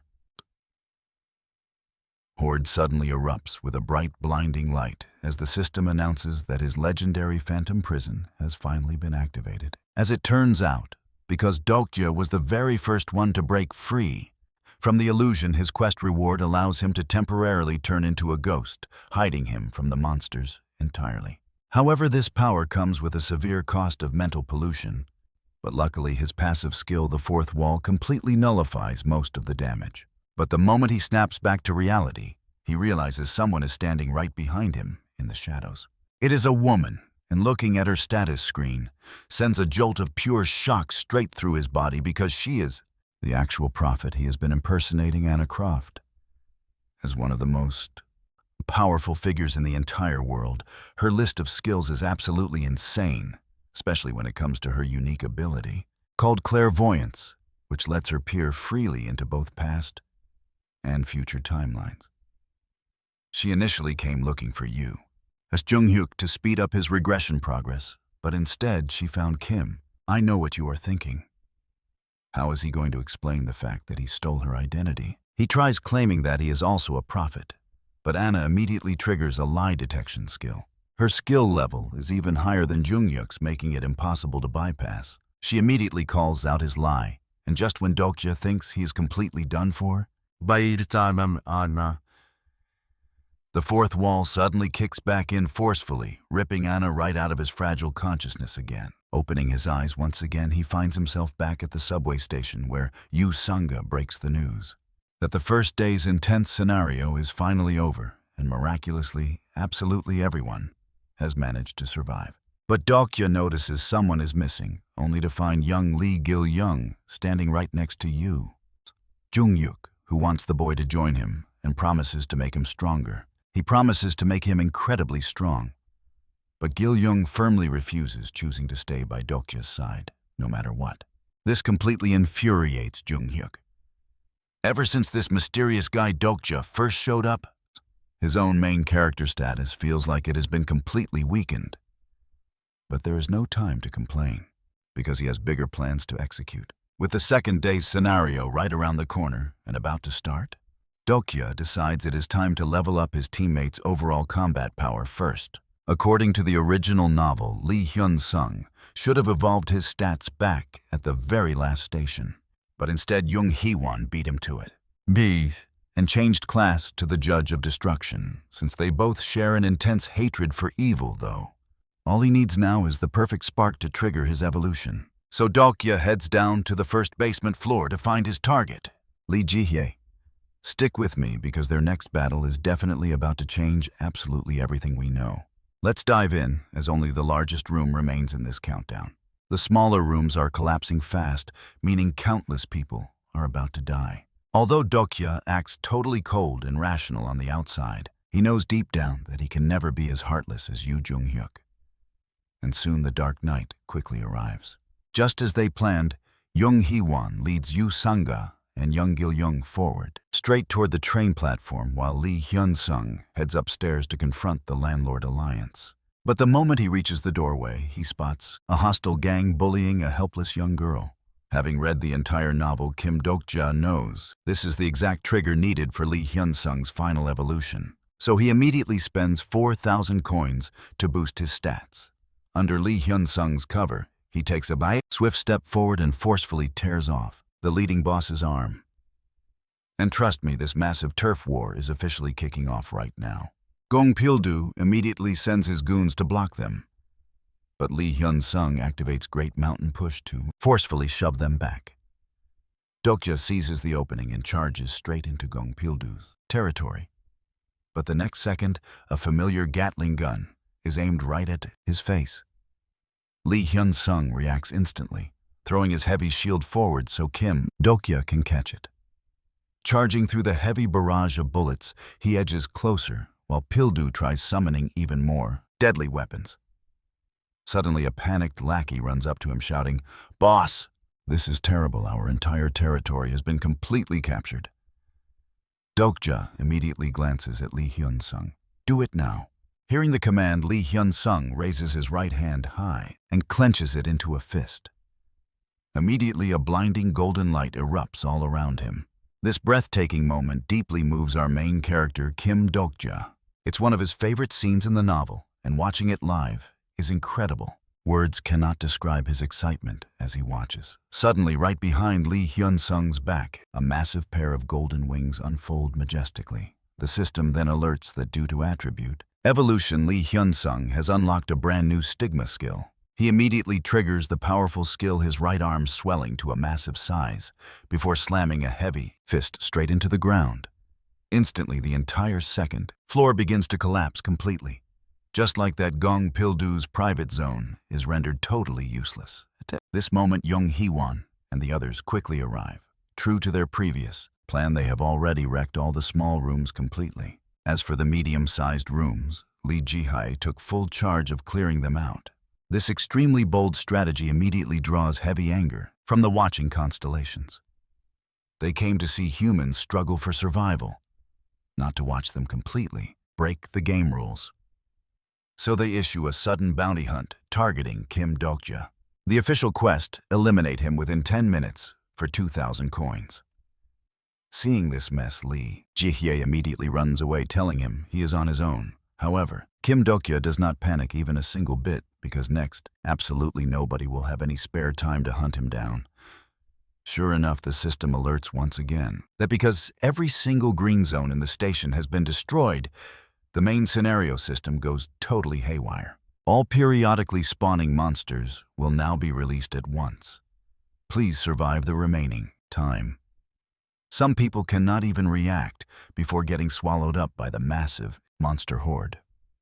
Others try to desperately escape upstairs, but find the stairs completely blocked by Kim Dokja. To destroy any hope of them fleeing, he strikes down with his sword, shattering the entire stairwell. Then he activates the Sanzu River skill, showing us he's unstoppable. All right, stick with me here. Dokja activates Bookmark 3, copying the incitement skill to tell the survivors there is only one way to live, and that is to cooperate and fight. He warns them that the biggest trap in this scenario is actually the green safe zones. If everyone refuses to enter them, the system will only spawn a manageable number of monsters that they can easily handle. With the strategy set, he then turns around and looks at Gong Pildu, telling him to get moving if he wants to survive, proving his title as the defense master is real.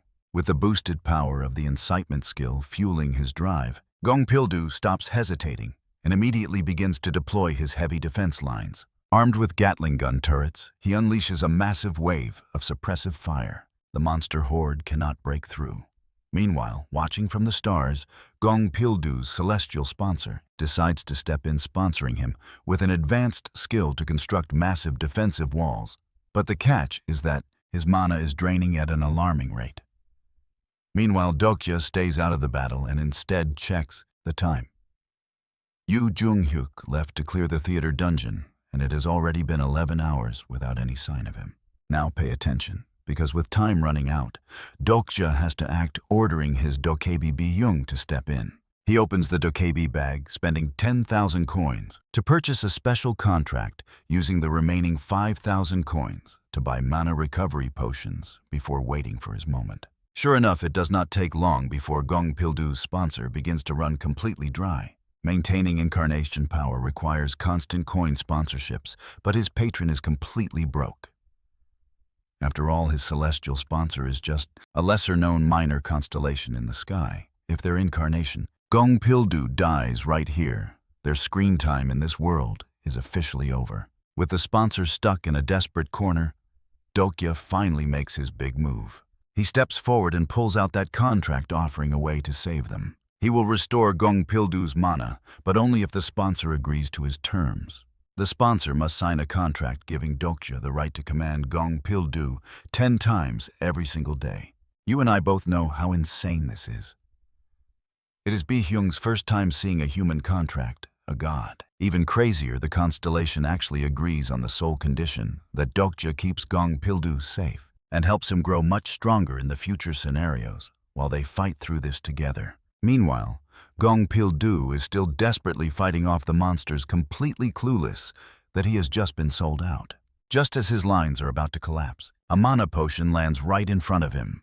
Gong Pildu actually assumes that Dokja is just being kind and helpful. He gulps it down while talking trash, swearing that once this mission is over, he will kill him. But before he can finish, his mouth is sealed shut as Dokja approaches with a bright, terrifyingly warm smile, asking him if that is any way to talk to his new master. Telling him to get back to work, Dokja then leaves Lee Hyun-sung and Yu Sanga to keep close watch while he heads back up to the surface. According to the novel, there is a dangerous hidden dungeon lurking right inside this subway station. Yu Jung-hyuk attempted it 8 times across his regressions, failing twice and succeeding 6 other times. Those 2 rare fatal failures actually happened during his 8th and 11th regressions.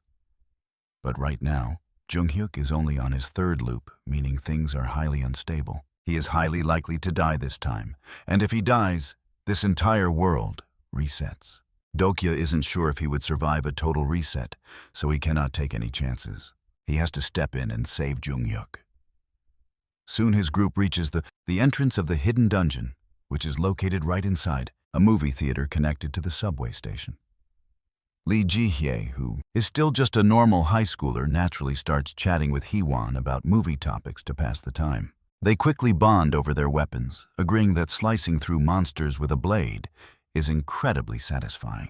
And as they bond over slicing up monsters, you and I are about to see just how deep this master-disciple bond really goes.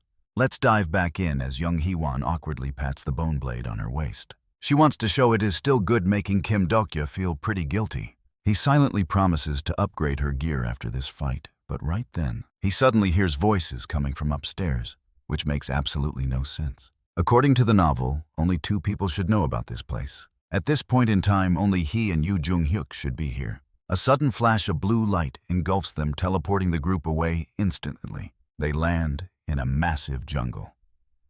This 8-story dungeon is actually a cinema, where challengers are sucked straight into different movie worlds to survive. Their first stop is Jurassic Park, and the moment they arrive, they spot a terrified group of people sprinting out of the trees with a massive dinosaur hot on their heels. The giant beast swings its heavy tail, swatting them down like flies. Watch closely now, because its next target is our main character, Kim Dokja. Lee Gil-young commands giant mantises to blind the beast, while Jung Hee-won and Lee Ji-hye draw their swords, slashing its legs from both sides. Kim Dokja leaps up, ignites his blade with fire, and stabs its neck. The dinosaur is engulfed in flames and collapses to the ground, charred. Kim Dokja walks over to the survivors to investigate. He asks how they found this place. But the man only mutters about a prophet's revelation before dying.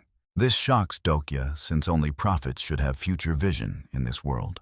Could there be other readers of the novel surviving in this world? With no time to lose, they find a research lab packed with supplies. To keep it fair, they play rock, paper, scissors to split the loot. But using his mind-reading skills, Kim Dokja easily predicts every move, sweeping up the loot before they escape this zone in a helicopter. Here is the crazy part. Every cleared movie poster on the wall gets shredded. The first 3 are already torn, meaning Yu Jung-hyuk is blazing ahead. After clearing Titanic, they enter an Avengers-themed reward room. Everyone gets to choose 2 items, and Jung Hee-won claims a katana. Lee Ji-hye wants Thor's hammer, but a nearby sign warns them that only a pure-hearted person can lift the legendary weapon. While Ji-hye struggles, little Lee Gil-young steps up and lifts it easily. This leaves Ji-hye silent, remembering the very first scenario of the apocalypse. To survive the initial slaughter, she had to kill her own best friend, which is likely why she is unworthy. Kim Dokja doesn't find any amazing loot for himself either, only walking away with a cheap Captain America replica shield. They head upstairs, but the posters on the next few floors are all ripped to shreds. They reach the 7th floor without seeing Yu Jung-hyuk, meaning he is already in the boss room. Let's pray he is safe before things get wild. A sudden blue light flashes, pulling the team into the 7th movie. The moment they land, a hail of gunfire rains down on them. Come with me to the legendary maritime battle that changed Joseon history, led by Admiral Yi Sun-shin, who once commanded 12 battleships here to repel a fleet of 300 Japanese warships. But right after, Kim Dokja realizes that the movie scenario is completely corrupted. Not only is there just 1 battleship left, but the legendary admiral is completely gone. He hurriedly screams out Lee Ji-hye's name. The novel mentioned Ji-hye is a descendant of the admiral, and the constellation sponsoring her is the famed Duke of Loyal Valor. This makes Ji-hye the absolute key to winning this massive sea battle. But when he finally finds her, she is trembling on the deck in fear, shaking because this very movie was her late best friend's favorite. Traumatized by the scenario, her mind is flooded with dark memories of having to kill her friend. Suddenly, a scenario prompt appears telling him to encourage the incarnation to win for a special reward, one of the Admiral's legendary stigma skills. He is completely blown away, acquiring constellation skills without even signing a formal contract. before he can even think the enemy fleet is surrounding them. Now watch how he handles this. He blocks the oncoming cannon fire, while shouting at Jihye, saying if she killed her friend just to survive, she won't ever get forgiveness by just giving up and dying here on this ship. But if you stand up right now, you can at least save these people. His harsh words snap Jihye out of the movie's gripping trauma. She wipes away her tears, stands tall, and draws her sword once again. Just then, a sudden system notification pops up to announce Jihye has unlocked a new stigma skill as a crimson mist explodes violently around her. The next second, a massive whirlpool forms in the ocean, shooting 12 giant water pillars high up into the sky. As they clear, 12 battleships appear. You and I both know who gets the real credit for this summon. It's all a massive win for Yu Jung-yuk. Suddenly, Admiral Yi's heroic phantom towers behind her, and, with one swift command from her, the 12 battleships unleash hell on the enemy. Under the cover of heavy artillery, Jihye charges onto the enemy deck for absolute carnage. Within 30 minutes, the brutal sea battle ends, with the enemy retreating in total defeat. Dokja claims his reward, the legendary stigma skill Song of the Sword. This completely blows his mind, because in the novel, Jihye didn't even unlock this until much later. Getting it so easily now only gives him a really bad feeling about this. A major battle always means an ambush is coming. The 8th floor might be worse than he imagined. So after warping back to the cinema, he leaves the completely exhausted Jihye behind to rest. With only Jung Hee-won and Lee Gil-young by his side, he rushes to the 8th floor. Not taking any chances, he constantly spends coins to upgrade his stamina. The 8th floor scenario is the Sky Garden, and its boss is the Dungeon Master, the Spectre King, who has 0 physical strength but excels at mind control. The moment Dokja steps inside, he spots Yu Jung-hyuk. Just as expected, Jung-hyuk has already become a brainwashed puppet of the Spectre King. This guy seems cold and unstoppable on the outside, but multiple regressions have left his mind completely shattered, making him a perfect target. Let's watch what happens next. All right, let's jump right into the action, where Jung-hyuk suddenly powers up, punching Dokja over 10 meters. Seeing him hit, Hee-won's eyes turn red as she teleports behind Jung-hyuk with her skills slashing downward, but he dodges instantly. Before she can even process his speed, a fierce wind suddenly blasts her away with a heavy punch. Lee Ji-hee arrives just in time to witness this brutal shock, unable to understand why her master has lost control while Dokja yells to target the theater master. Instead, Jung-hyuk leaps into the air and lands a devastating sweep kick across Dokja's face. Shaking it off, Hee-won immediately unleashes her hour of judgment. But as expected, the holy flames have absolutely no effect on Jung-hyuk. Lee Gil-young tries summoning lightning with Thor's hammer, but Jung-hyuk's built-in shock resistance is too strong, completely canceling out the attack. Now look closely. Dokja checks Jung-hyuk's status screen and instantly gasps in pure horror. This dangerous monster has already activated his regression stigma, a terrifying power that over time will awaken every combat skill from his past lives. Dragging this out will only get them killed. So Dokja pulls out a trump card from Jurassic Park, the Tyrant T-Rex Essence. It boosts all of his stats by 10 levels for 30 minutes. Gulping it down, raw strength floods his entire body. Since he cannot match him in skills, he will use pure stats to close the gap. Sensing the intense bloodlust, Jung-hyuk readies himself. His face turns dead serious in the span of a single breath. Their blades crash together in a flash before they instantly leap apart. Jung-hyuk lunges forward once more, just as a system warning flashes. His breaking the sky energy has leveled up, making Dokja curse this overpowered protagonist's cheat-like luck. Defending desperately, he activates the next level of Omniscient Reader's Viewpoint. Instead of finding a physical weakness, he suddenly hears a dark thought echoing from Jung-hyuk's mind. I know what you're thinking. But Jung-hyuk is completely trapped inside his own mind.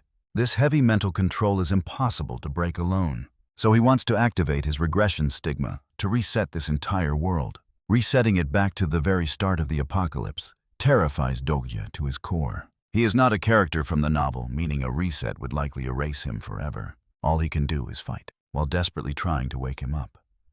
Jung-hyuk, can you hear me? You are not alone. When you wept over your sister, or when you were stabbed in the back by prophets, when you lost your child and went mad, or stood alone confronting the demon king. Through all of that, I was the sole reader who silently watched over you. So do not give up. I will save you. With that, his sword, unbroken faith, ignites with intense flames as he activates his powerful stigma. Song of the Sword, one of the ultimate combat buffs in this entire story. It imprints a poem on his blade, summoning a relentless storm of phantom swords. A second later, thousands of glowing lightning bolts rain down from the sky, but they avoid Jung-hyuk, completely acting as a cage to trap him. Dokja's actual target is the theater master. If he can kill the boss, Jung-hyuk will finally break free from this mental prison. But just as Dokja is about to win, Jung-hyuk suddenly activates his resurrection skill. Sacrificing a life, he forcefully breaks through the sword cage to shield his controller. But trust me, Dokja has one last trick up his sleeve as a green shadow slams into the barrier. Torn apart, stick with me because that level 6 Great Mantis is absolutely massive. Lee Gil-young risked a deadly backlash just to forcefully summon this beast to their side. The moment it landed, the giant insect locked onto the strongest fighter, Yu Jung-hyuk, starting an epic clash. Using that distraction, Dokja slipped behind and swung his sword straight at the theater master's head. But the boss just smirked instantly, activating his terrifying mental erosion skill to fight back. The mental invasion was a success, penetrating deep into Dokja's mind. He expected to claim another powerful puppet, but instead he glimpsed the secrets of ways of survival. Right as the monster froze in shock, the fourth wall activated, allowing Dokja to break free. With one swift strike, Dokja cleaved his skull, shattering the theater master into a cloud of glowing golden particles. A system message popped up rewarding him 9,000 coins for being the first to defeat the dungeon master. Right then, beautiful shooting stars streaked across the dark sky, and everyone looked up in wonder. While they made wishes, only Dokja knew this beautiful sight was actually the harbinger of an absolute disaster.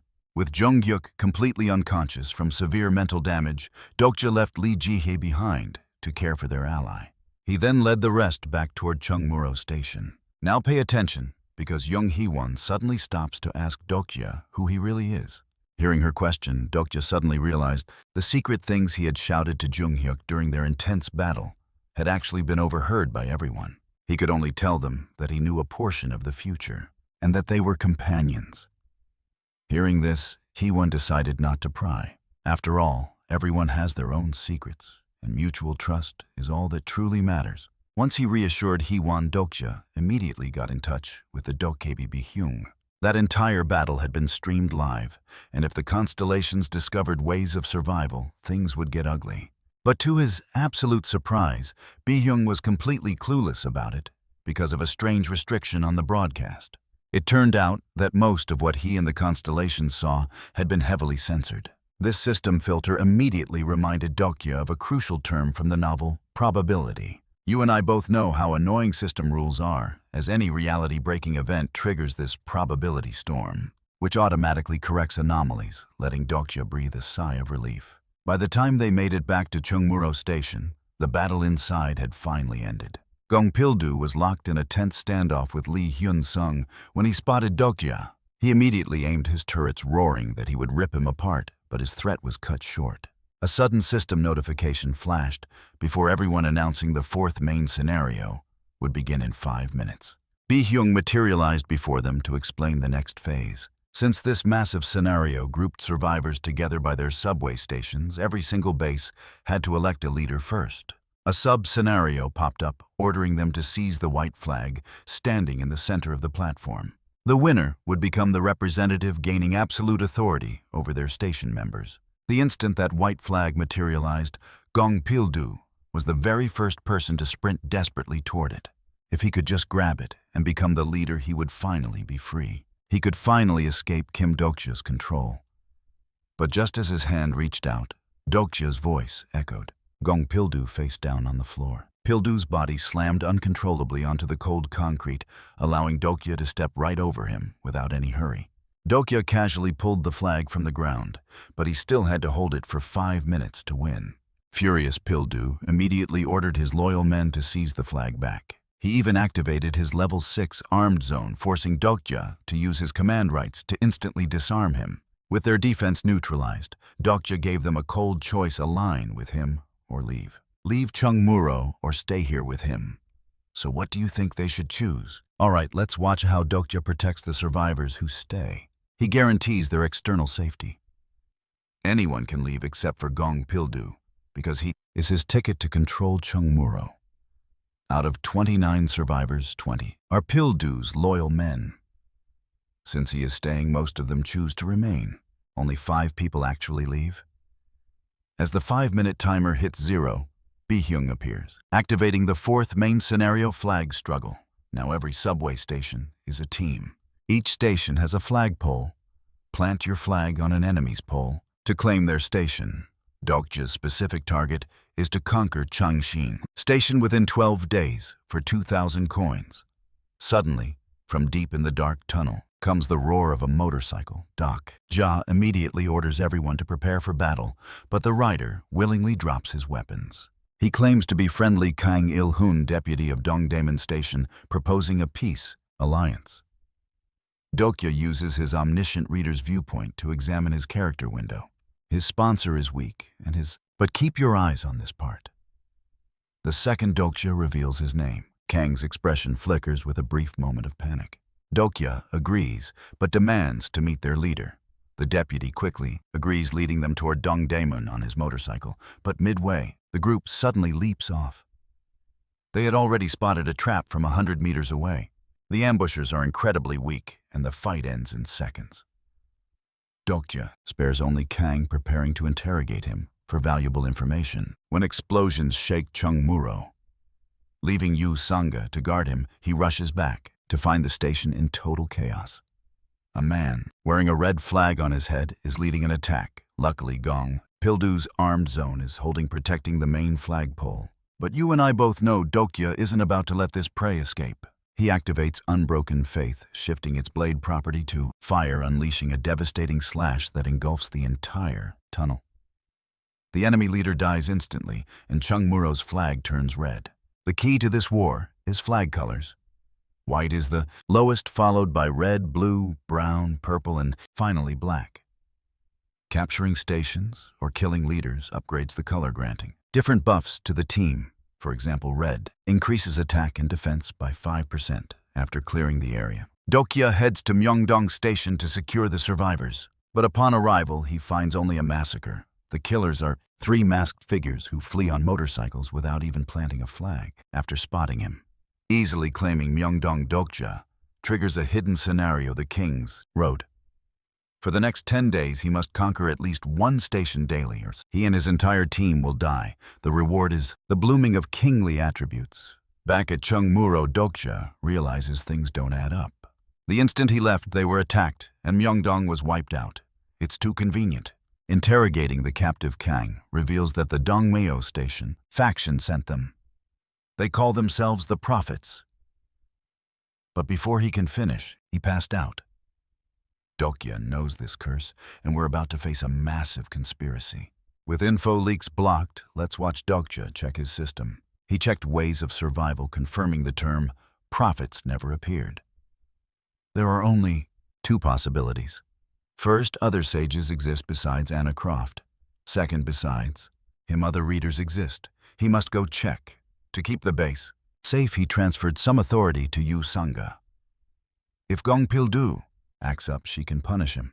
Between Dongmuro and Dongdaemun lies the History and Culture Park. This station is most likely already occupied by Dongdaemun forces. Dokja prepared for a brutal battle, but arrived to find not even a single soul in sight, only a flag saying Dongmyo. As he prepared to move, "Don't blink here," a group blocks his path. Dokja instinctively tries Omniscient reader's viewpoint, but the system warned he cannot view non-novel characters in the book. This only happened before with Yu Sanga because and he came from reality. No doubt these are the people Kang Il-hun called the Prophets. Meanwhile, the enemy also targeted Dokja with an inspection skill, only to get blocked by the 4th wall. The man's attitude completely flipped. "Excuse me, what is your named Kim Dokja grinned, saying, "I am Yoo Jung-hyuk," although Kim Dokja is the only one who finished reading Ways of Survival. 12 others read the first 50 chapters, meaning others hold the script too. This guy is one of them. To avoid exposing his identity, he simply stole the protagonist Yoo Jung-hyuk's identity. At first, the guy was suspicious, but when he inspected Lee Hyun-sung, his attitude did a complete 180 turn because Ways of Survival mentioned that, by the protagonist's side, is the steel sword Lee Hyun-sung. My name is Lee Sung-kook, vice representative of Dongmyo. Dongmyo is right below target Changsan. Let's pause here, seeing him terrified. Dokja decides to threaten him. I will count to 3. Hand over Dongmyo Station or your head rolls. Lee Sung-kook panicked. Though he only read a tiny part of the novel, he knew Yoo Jung-hyuk's brutal methods, so he quickly agreed and promised to hand over all their claimed territory as well, but transferring the flag requires meeting Dongmyo's representative. Kim Dokja readily agreed. He was curious about 2 things. First, does Sung-kook have the novel's original text? Second, how many other prophets like him are? Just then, he noticed Lee Sung-kook had been constantly checking his phone. He spent 5,000 coins to boost his agility, then flashed behind Sung-kook. Although Sung-kook quickly locked the screen, he still saw a group chat on the screen. Wondering where the signal came from, Sung-kook brought him to the representative. Unexpectedly, the representative was actually a shut-in kid, activating character profile. He learned the kid is Han Dong-hoon, who has internet-related skills. The local network on Sung-kook's phone was created by him, but the panel info also indicated Han Dong-hoon seemed to be hypnotized. Knowing Jung-hyuk's sage's eyes, trust me, you cannot miss what's next. All right, check this out. He openly admits to controlling Han Dong-hoon. He'd already met other readers, but since they only read parts of the novel, they called themselves prophets looking to use Yoo Jung-hyuk as a shield. Lee Sung-kook got so hyped, he was about to quote the book to prove it when his partner suddenly called him out. Kim Dokja didn't follow them, but secretly spent his coins to boost his hearing and eavesdrop on their conversation. Turns out his partner, Young Min-seob, was getting suspicious. After all, the novel described Yoo Jung-hyuk as an insanely handsome guy, whereas Dokja has a completely average face. He didn't fit the description. Plus, early on, Jung-hyuk only had one girl with him, the legendary maritime admiral Lee Ji-hye, but Jung Hee-won looks nothing like her. Don't blink here since they're doubting him.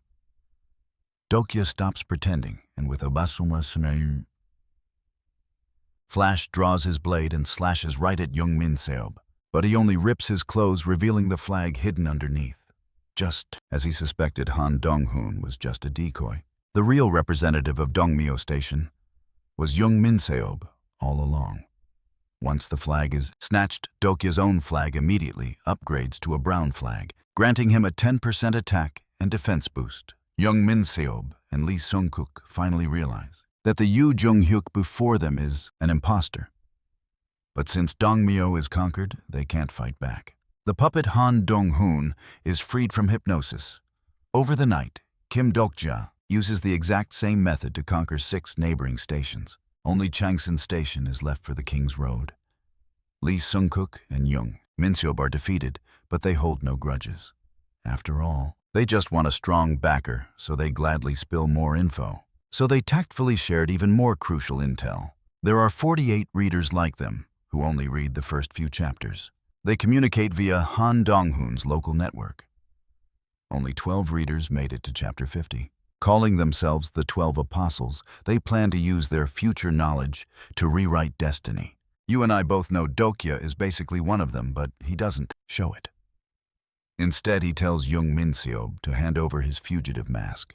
Once equipped, this mask allows the wearer to freely change their appearance. With this, Kim Dokja can transform his face into Yoo Jung-hyuk's. He plans to completely crash the party. In the group chat, he saw other readers setting up a meeting tomorrow to trade what they remember. Dokja intends to infiltrate as Jung-hyuk to figure out their plans.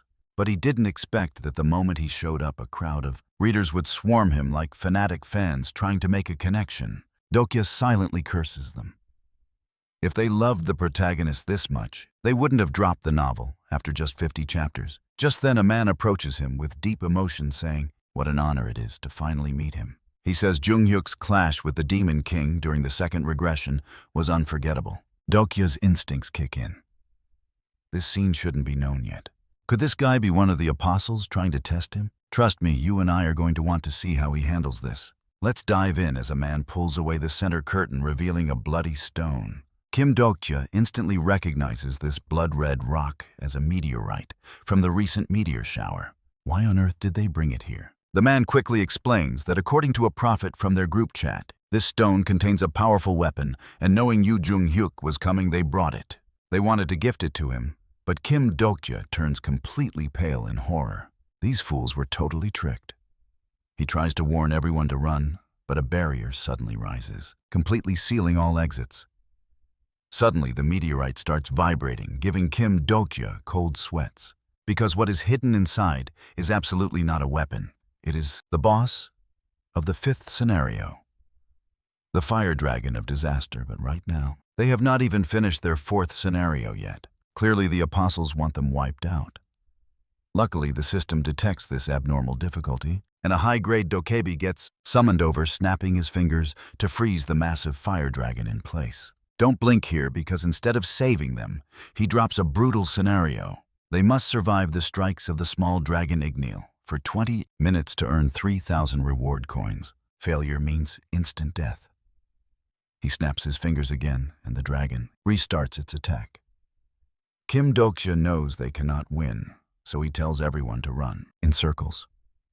This monster's attack pattern has two forms. Normal strikes are easy to dodge, but every 3 minutes it unleashes its skill flames of destruction. They must find hidden platforms on the ground containing random numbers. A matching number of people must step inside to get 10 seconds of invincibility. And watch closely, the rules instantly trigger a bloodbath. People start killing each other for spots. Kim Dokja's team finds a platform, but the number displays 4. They are short by 1. And the fire dragon has already finished charging. Suddenly a man yells, inviting Kim Dokja onto his own platform. His number is exactly 12, and at the absolute last second, the invincibility shield triggers, blocking the massive wave of flames. Kim Dokja turns to the man beside him and realizes it is the squinty-eyed guy from before. His eyes instantly go cold, drawing his blade. "You are an apostle, right?" To his surprise, the man admits it easily, explaining that killing extra prophets is just a side task.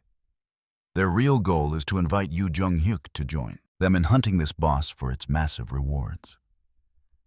Kim Dokja then notices this guy has not sweated a single drop, and his body is radiating a freezing cold energy.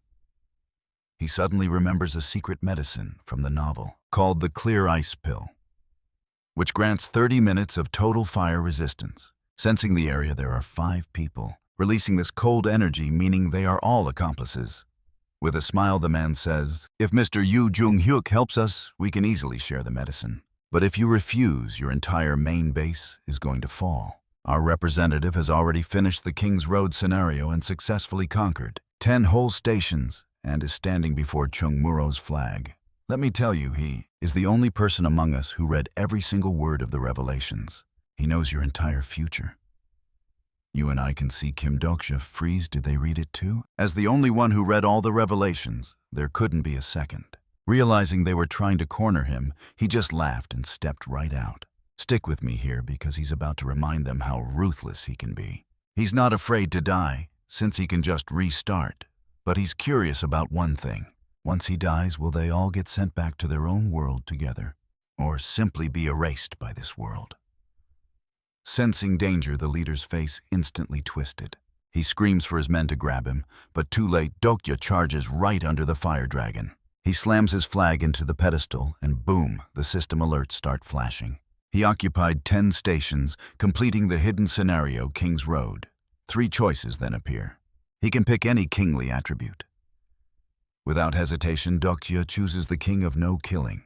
The 2 pursuers catching up behind him are instantly incinerated by the exploding sparks. Then the massive fire dragon turns to charge at him, but Dokja just stands there. He lets the blazing flames reduce him to ash. The system alerts player has died. But don't blink, because the king of no killing attribute flashes awake right now. Dokja suddenly gasps awake, finding himself transported to a completely different area. Even his clothes are completely untouched, which doesn't surprise him in the slightest. This is all thanks to the special perk of the king of no killing. Saving 100 lives earns him a resurrection coin, and he just got one. Plus, his first use actually gifted him a free bonus coin. That is how he cheated death, but he isn't fully back to life just yet, because he suddenly spots a warning. A clash between his reader viewpoint skill and the king's revival triggers a crazy reaction. I know what you're thinking, but before he can process this sudden out-of-body state, Naisen his vision spins and he wakes up as a ghost spotting Yusanga and Gong Pildu right in front of him. But they can't see him. Suddenly, the tripwire alarm that Yusanga set up snaps in half. A clear sign of an invasion. Gong Pildu immediately orders the group to assemble. But then they realize the threat isn't human at all, but a massive swarm of ground beetles invading their base. Luckily, Sangha has trained them well to defend right around Pildu's powerful turrets. These mobs are easily handled. But just as the swarm is finally wiped out, 5 mysterious human figures emerge from the dark tunnel led by a strange man. He sighs, complaining that mere ground beetles couldn't breach Junghyuk's formidable base. Sensing their immediate hostility, Gong Pildu quickly summons Lee Jihye, but instead of running in fear, a bald thug sneers, demanding they hand over Jihye so he can toy with her. Gong Pildu doesn't waste any words, unleashing a barrage from his high-tech turrets. But every single bullet is completely absorbed by a massive shield. Watching this, Dokja breaks out in a cold sweat. It's a magic bullet dismantling shield. Unless they rid ways of survival, this perfect counter is impossible. They must be the apostles, but they forgot one major thing about Jihye and Gong Pildu. With his help, their battle power is way higher than the original story. Just as he thinks they'll win, the hooded leader pulls a strange object from his coat and hurls it. A massive blue explosion erupts on impact. With them severely wounded, you and I are left wondering, how will they survive this? Let's jump back in the enemy. Apostles are completely unharmed by the heat. The bald leader violently grabs Lee Jihye by her hair, pulling her off the floor. Mocking her, he laughs that this is exactly how a minor side character is supposed to look. He sneers that fictional characters should just serve the readers, while Jihye is left completely battered and helpless. Staring toward the dark tunnel, she musters all her remaining strength to gasp out, "Please save me." Standing right there is Kim Dokja, but he is completely baffled as to why. Lee Jihye can actually see him right now, or if it is all just a pure coincidence. But seeing her in this absolute agony, Dokja is consumed by a burning, unstoppable rage. Suddenly, the system alerts him that because of his extreme level of immersion, the fourth wall is starting to shake, and his omniscient reader viewpoint skill proficiency has skyrocketed. Suddenly, Dokja feels his entire soul slamming back into a physical body, but this is definitely not his own. He is inside Yu Junghyuk now. Experiencing a first-person perspective, he swings the sword and decapitates the bald leader instantly.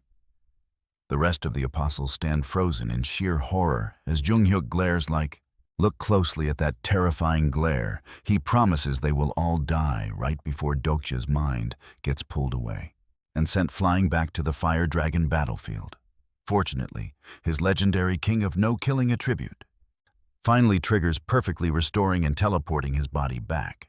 The system then warns that his Stage 3 state has deactivated.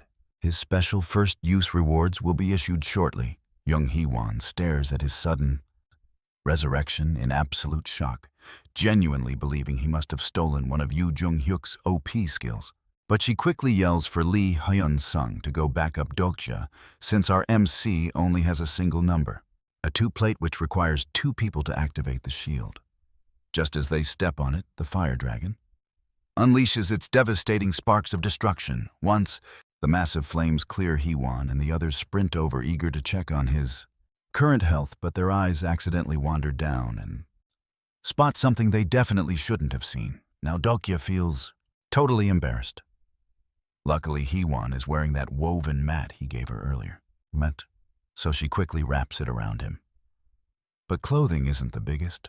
But get this, clothing is the least of their worries. With only 5 minutes left, The fire dragon is guaranteed to unleash its ultimate attack again, but their team has completely run out of matching numbered plates to survive. Fortunately, those 5 dead. Apostles left behind their blue ice swords. While these weapons can withstand normal flames, they are useless against the sparks of destruction. So Dokja commands everyone to grab those ice swords while he quickly spends 4,000 coins to boost his magic stat to level 25. Right now, their absolute only way to survive is to slay the fire dragon before its next skill activation. Dokja originally wanted to use the swords to boost his overall ice damage, but right at that moment, the system delivers his Stage 3 reward. Because he fully experienced the main protagonist's first-person point of view, he is actually allowed to acquire one of the protagonist's skills. Dokja instantly freezes in shock. This means he can master Yu Jung-hyuk's OP skills, but as soon as the options appear, he is completely let down. It turns out to be a random 3-way choice of Jung-hyuk's absolute weakest 3 skills. Dokja's face goes completely blank. He really wanted light detection, but under these current dire circumstances, it seems like his only logical choice is fire resistance. Still, he doesn't rush his decision, and instead, carefully recalls the original novel's text. After reviewing the exact chapters where the fire dragon appears, he spots a crucial setting he had previously overlooked, and it is this. And that's why he changes his mind, choosing cold resistance. Trust me, you'll want to see what happens next. Stick with me here. Dokja stops his allies from eating their blue ice pills and demands they hand them all over. He swallows every single one in one go as a biting frost triggers a sudden system alert. His cold attribute damage is now boosted by a whopping 200%. Thanks to his level 5 cold resistance, he barely survives the freeze and orders everyone to get back behind him. Next, he switches Unbroken Faith to the dark attribute. He activates the Song of the Star relic, engraving sacred verses directly onto the blade. For 5 minutes, his sword wields 3 attributes: Ice, Lightning, and Darkness. Dokja leaps high, driving his blade into the fire dragon's neck, aiming right for the heart beneath. If he can copy Yu Jung-hyuk's strike from the 5th regression, now watch closely, even a fraction of that power can pierce the heart and end this beast. The dragon roars in agonizing pain as the blade sinks in. Dokja thinks he won, but the next second, a massive tail whips out of nowhere, sending him flying. That brutal hit almost kills him, but Dokja spots his chance. He throws Unbroken Faith with everything he has, scoring a direct hit right into the heart.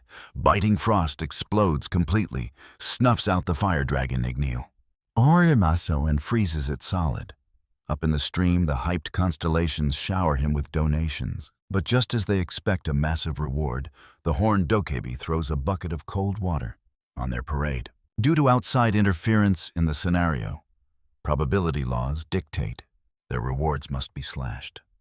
Aside from the standard coin payout, Dokja only receives a single talisman. It says it'll help in the 5th scenario. Dokja isn't surprised because he knows. You and I both know this probability nonsense is just the author's will at play. The Bureau enforces these rules to keep the original storyline from derailing. But the Dokkaebi's next announcement catches him completely off guard. Since their average power is too high for the current scenario, the system will dynamically scale the difficulty, slashing their time limit. If they fail to conquer the target station within 3 days, their entire faction will be wiped out. Dokja's target is Changsan Station, so he heads back to base first. Returning to Chungmuro to let his team rest, he finds 4 bloody heads sitting on the subway tracks. They belong to the apostles who tried to invade. Nearby, Yu Jung-hyuk throws the final severed head over. Dokja is about to complain about not leaving any survivors. But then the severed head suddenly begins to twitch and move. Everyone backs away in horror, but Dokja calmly steps up to question it. You're a writer, aren't you? That's a unique class in ways of survival. The intense pressure of writing often causes them to develop split personalities. In this world that gives them a special skill, avatar creation, since their clones can die without harming the main body, this head can still speak. The head grins wildly. Actually, you should call me the author, because I wrote this story. Dokja is completely stunned, and that's where we leave it. Yoo Jung-hyuk's lie detection confirms he's telling the absolute truth. All right, you and I are about to watch this arrogant fraud try to bluff. He claims to hold the final novel manuscript, throwing Dokja off for a split second before he realizes something is totally wrong here. If this guy was actually the original author, there is absolutely no way he would not recognize his one and only reader. Then a memory hits him. The novel was so unpopular during its run that even pirated copies were completely impossible to find online. But one copycat plagiarized the first 100 chapters and mashed them into his own web novel to steal the top spot on the charts. Dokja decides to test him. A cheap copycat actually has the nerve to call himself the creator. Hearing this, the man turns pale. Hit right where it hurts, he desperately screams at Jung-hyuk that he is the only one who knows every single secret in this world. Only I can guide you to the final scenario. If you want my help, kill this Kim Dokja bastard right now. Jung-hyuk just stares coldly at these two idiots, one calling himself a prophet, the other a revelator. He brutally stomps the plagiarist's head into the dirt while pointing his deadly sword right at Dokja's face, asking, "Now watch this closely." He asks the liar a very familiar question. "Do you think I will kill him?" Without even hesitating, the fraud screams yes. But before he can even finish his sentence, he gets crushed into absolute mush under Jung-hyuk's boot. He sheaths his blade, utterly disappointed. You are nothing compared to him. He turns away, heading to the central zone to fight for the flags, since Dokja has already successfully claimed all the stations in this active area. To truly become a king, he must look elsewhere, leaving his entire faction behind in this place. Because traveling completely alone is much faster, Dokja actually feels a little guilty about this, since in a way, he basically ended up stealing the protagonist's entire spotlight. But right now, their most critical urgent mission is to go and capture Changsin Station. Located directly to the north, it is currently ruled by a brutal tyrant king who has already conquered nearly 20 stations, and his flag is about to turn pitch black. Taking him down head-on is basically suicide, so... But wait, our main character has a genius plan. He decides to leak a portion of the original survival manuscript online. Since that plagiarist is still alive, his knowledge of the story is strictly limited to the first 100 chapters. If they leak fake prophecies revealing the exact locations of rare items, they can easily bait him and force them both into a brutal, bloody war. He hands this crucial task over to Minseop, who has plenty of past experience manipulating online forums. But suddenly, he notices that both Minseop and Sungkook now have their own official system character profiles, even though they never appeared in the novel. He turns to check Sangha, but her private information remains completely blocked. While he ponders why this is happening, Minseop already finishes writing the file. Dokja immediately has Donghoon upload the document to sell online, while sending Ilhoon, who has a specialized rumor-spreading skill, to offline areas with no internet connection to manually spread the fake news. The tyrant, King Celestial Backer, is insanely powerful. So Dokja plans two tactics: either steal his flag directly or seize his entire base at Dobong Station. But first they must head straight to Gwanghwamun, because he wrote in the fake file that rare items are hidden there. The Tyrant King will fight the writer right there. Once they both brutally tear each other apart, they can easily swoop in and steal the flag. With the battle plan set, Dokja, and trust me, you and I are about to find out the real reason why. All right, let's dive into the next mind-bending stage of Dokja's cheat code. So far, the first stage only lets him predict a character's emotions. Stage 2 goes deeper, reading their minds and seeing through their plans. But Stage 3, it is on another level.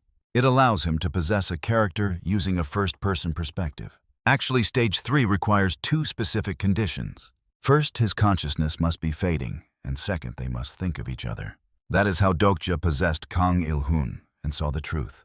He witnessed the Tyrant King, who completely believed in a fake overpriced document. With the Tyrant King preparing to mobilize, we switch to Han Soo-young. The plagiarist writer is also making her move right now. She is leading Cheon In-ho and other newly crowned kings to Gwanghwamun. Once the possession ended, Dokja woke up and realized its incredible power. Now pay attention, because here is where the catch comes in. There is no quest reward. Does he only get bonuses through the protagonist? With no time to overthink, he grabs Yu Sanga to leave. He leaves Hyunsung behind in Cheongmuro to work with Gong Pildu. Lee Jihai belongs to Yu Jung-hyuk's faction, making her hard to use. And he sends his main fighter Jung Hee-won on a different mission. The reason he needs to bring Yu Sanga along this time: she is a history expert, and they are passing by a museum. It is filled with relics left behind by historical figures. With Sanga's help, they can identify these valuable star relics. Since their group is small, they must grab as many as possible. Sanga delivers immediately, leading them straight to a grand shrine. It is dedicated to China's strongest martial god, famous even in Korea. Dokja bows respectfully, and the system alerts him the very next second. The Duke of Beautiful Beard grants a blessing, boosting his stats. Just as he laments getting no items, Gil-young's insects warn him. A large group of armed people is quickly approaching their position. Watch closely as a mysterious crowd in ancient robes parts ways. An elegant and stunning woman steps forward, instantly catching their attention. Lee Sung-kook is a massive fan and rushes to shake her hand. But Dokja slaps him awake. She is just a novel character. Her sponsor constellation is the legendary last queen of Silla. In this scenario, Seoul is split into 3 warring factions. It mirrors the chaotic later Three Kingdoms period of ancient history. Representing Silla Baekje and Taebong, these kings fight for dominance. Min Ji-won represents Silla, and she notices Dokja's incredible strength. She offers a deal. For 2,000 coins, she wants him to help crush her rivals. But Dokja is completely speechless at her low offer. He has a streaming contract that pulls in 10,000 daily. 2,000 coins is literally pocket change, so he walks away, leaving the watching constellations to laugh and shower him with tips. Trust me, you'll want to see what's next. Let's watch as Dokja shows off his insane power, completely stunning Min Ji-won. She is left totally speechless after all. Silla was historically a tiny kingdom. Her sponsor can't compete with a narrative-grade constellation, leaving Yu Sanga highly confused. Neither she nor Gil-young recognize him, wondering why Sung-kook calls him a massive superstar. Even Dokja is curious, so he uses his character list skill to check Lee Sung-kook. But then, he spots a massive anomaly, the "from the real world" attribute has vanished. This means he has officially become a fictional character, leaving Dokja stunned. The only explanation is that although they read Ways of Survival, and their limited knowledge means they got turned into novel characters once the plot advanced. Now, as he worries if he'll face the same fate.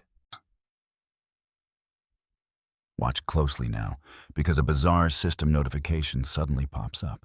Min Ji-won has developed a crush on him, leaving Dokja completely baffled. But then, he suddenly remembers a hilarious detail from one of the previous regressions.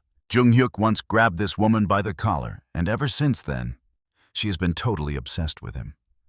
Turns out she's a massive closet masochist. She stalks them the entire way until they finally arrive at the Palace Museum. Inside, there is a powerful A-grade weapon waiting to be claimed. Dokja deliberately leaked fake intel, calling it an SS-grade weapon, just to distract his rivals and steal the real rare treasures instead. But then, a Dokkaebi suddenly spawns right in front of them. He announces a brutal sub-scenario: occupy the Golden Throne right outside.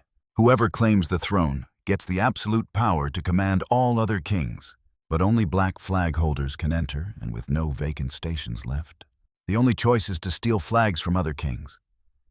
Instantly, chaos erupts. I know what you're thinking. Complete madness, right? Well, Dokja uses this chaos to slip inside. He sneaks inside and tasks Yu Sanga with finding the Gunpyeongwi, a bronze disc-like device. But right as he explains this, boom, a deadly red beam of energy grazes right past their heads. Dokja blocks it with his sword, realizing it's a magically charged arrow. Up on the roof stands the archer, a guy named Ju Wang-in. His sponsor is the legendary hero of Hwangsanbil, a constellation Dokja knows well. It's the great general of Baekje Gebek. Though the incarnation is a nobody, his constellation's power level is off the charts. Dokja can't take him solo and considers spending coins to boost his stats. When a woman's voice suddenly mocks the famous general for choosing a street thug, Talk about utterly embarrassing. It's Min Ji-won who followed them here. She steps up right next to Dokja, teases him with another offer to buy his loyalty, and orders her men to attack. Ju Wang-yin fights for Baekje, while her own sponsor represents ancient Silla. These two kingdoms once clashed in the historic Battle of Hwangsanbeol, and though Silla won many elite Hwarang warriors, Os had died under Gyebek's blade. These Hwarang were Silla's ultimate elite youth. Jiwon's troops are mostly Hwarang, but history makes them naturally weak against Gyebek. As they start getting overwhelmed, Yu Sanga suddenly bursts back onto the scene. And trust me, we're in luck because she's holding the legendary gun Pyongui. All right, you and I are about to watch Kim Dokja make one of his biggest moves yet. He touches the gun Pyongui, an ancient astronomical tool that holds a secret broken power in ways of survival. It allows the user to call upon historical-grade constellations for help. You see the stars are ranked, from historical to narrative and finally myth-grade. And even though historical-grade stars are at the very bottom, they still possess overwhelming power to completely crush normal incarnations. The specific star Dokja wants, Mama Ji, is tied to the legendary Battle of Hwangsanbeol. He is summoning Silla's great general, King Hungmu. Suddenly, a system notification pops up. The constellation King Hungmu the Great has actually accepted the request. Dokja is about to receive his temporary protection. And just like that, as he opens his eyes, the spirit of General Kim Yu-shin descends into the real world. With complete control over Kim Dokja's body, the great general stares directly at the incarnation of his ancient rival, Chu Wang-yin. During the historical Battle of Hwangsanbeol, it was Yu-shin who led Silla's army to destroy Gyebek. And seeing his old enemy standing right before him. Watch closely here. This is where Gyebek gets so excited he completely possesses Chu Wang-yin's body. He wants to fight Yu-shin once again. Yu-shin channels the legendary power of his ancient blade straight into Dokja's sword. Unbroken faith. He drives the blade into the ground, and as dark energy spreads, skeletal soldiers begin crawling out from the earth. This is his signature skill, summoning his loyal Hwarang ghost army to battle. The undead legion charges forward instantly, pushing Gyebek's forces back. Since Gyebek forced this possession, he violates the laws of probability and can only use less than half of his true power. He quickly falls beneath the spears of the Hwarang. Seeing this, Dokja urgently warns the general from within, but not to deliver the killing blow himself because he must maintain the king of no-killing status. Since he is restricted from killing humans directly, Kim Yu-shin is a bit confused but complies anyway. He calls over one of his ghost soldiers instead, ordering him to take Chu Wang-yin's head. With only 3 minutes of divine protection remaining, Yu-shin commands his troops to wipe out the rest. With that, the target's flag goes straight to Dokja. By absorbing the enemy's same-rank brown flag, his own flag finally upgrades into a purple flag. But General Kim Yu-shin isn't satisfied yet. He explains that descending to the real world has cost him a massive amount of probability. Dokja doesn't fully get what he means, so he just laughs it off, promising to remember the general's great kindness forever. But then, Yu-shin changes the subject and asks if Dokja has a sponsor constellation yet, saying he highly values him. I know what you're thinking. Who would reject a god's contract? Well, Dokja would. He offers a sponsor contract to travel this ruined world together, promising that with his power, Dokja can become the absolute strongest. Inside, Dokja is secretly rolling his eyes. He already rejected the great sage Heaven's equal. So why would he accept a mere historical-grade star? Still, he forces a polite smile onto his face and claims he is unworthy of such greatness. To his surprise, Yu-shin's expression instantly turns dark. He brings up Dokja's restriction against killing humans, and asks if he would still refuse the deal if he threatened to murder the woman standing right next to him. Dokja panics instantly. He never expected this historical hero to resort to such underhanded blackmail. If any human dies because of him, his king of no-killing attribute will be permanently stripped away. Desperate, he fights with everything he has to reclaim his own body, and his intense willpower actually shakes the laws of probability. This triggers his exclusive skill, the fourth wall, which violently activates and forcefully kicks Kim Yu-shin out of his mind. By the time Dokja snaps back to reality, the general's gone. We've arrived. Let's jump back in. Yu Sangha is still nervously clutching her cosmic threads, fearing another outburst. Dokja sighs, realizing he must be far more careful the next time he decides to summon a constellation. After bidding farewell to Minji-wan, he tracks down Jung Minseob, who was lurking in front of Guanghuamun. Using an invisibility cloak, Minseob confirms that 9 kings, including the Tyrant King and the mysterious author, have entered the dungeon. Dokja plans to let them tear each other apart first, while he takes a detour. He leads Gilyung and Sangha to tackle the hidden dungeon right in front of the museum as a trio. Their target is the arena of the true 9 bronze men. As soon as they enter, endless metallic statues lunge at them with claws bared. Sangha slashes with her blade, only to find the armor completely impenetrable. Just then Dokja warns her that they must strike the pressure points on the bronze bodies only. But by piercing the weak spot under the armpit, can they destroy them? This stage is actually easy. The real prize is getting 4 ancient Joseon coins once they crush 99 of these bronze soldiers. With these coins, they can advance. That is where the legendary 4-yin demonic beheading sword is sealed. Dokja figures the other kings have arrived. They're likely slaughtering each other already. But watch closely as Dokja opens the door. A horrific smell hits him. A burnt, rotten stench fills the air. A massive bonfire burns in the center, but the fuel isn't wood. It is made of piled-up human corpses. The system announces they have entered the Big Dipper chamber. True to its name, 7 kings have already claimed the 7 trial rooms. Their lackeys fill the lobby. Seeing Dokja's trio enter, a warrior carrying a sword slowly approaches them. But he is not here to fight. He wants an alliance. It turns out he serves the self-proclaimed Maitreya King. The Maitreya King has already cleared his room and secured a star stone. Gathering 7 stones allows you to summon the legendary sword. But right now, 2 of the kings have been slaughtered by the Tyrant King who stole their stones. That is why they need Dokja's help. They want to team up against the Tyrant. Dokja is open to this, but to be absolutely safe. He quietly opens the system to inspect the man's attributes, but the system denies his request, stating this individual is not a character from the original novel. Think about that for a second. Dokja suddenly puts the pieces together, but before he can ask for a name, a loud cheer erupts nearby. It turns out 3 more. People have successfully cleared their room trials. Dokja quickly checks their backing constellations. They are all historical figures like King Hyungmu, meaning their actual abilities are nothing special. Still, this makes perfect sense. This 4th scenario is basically a proxy war for historical spirits.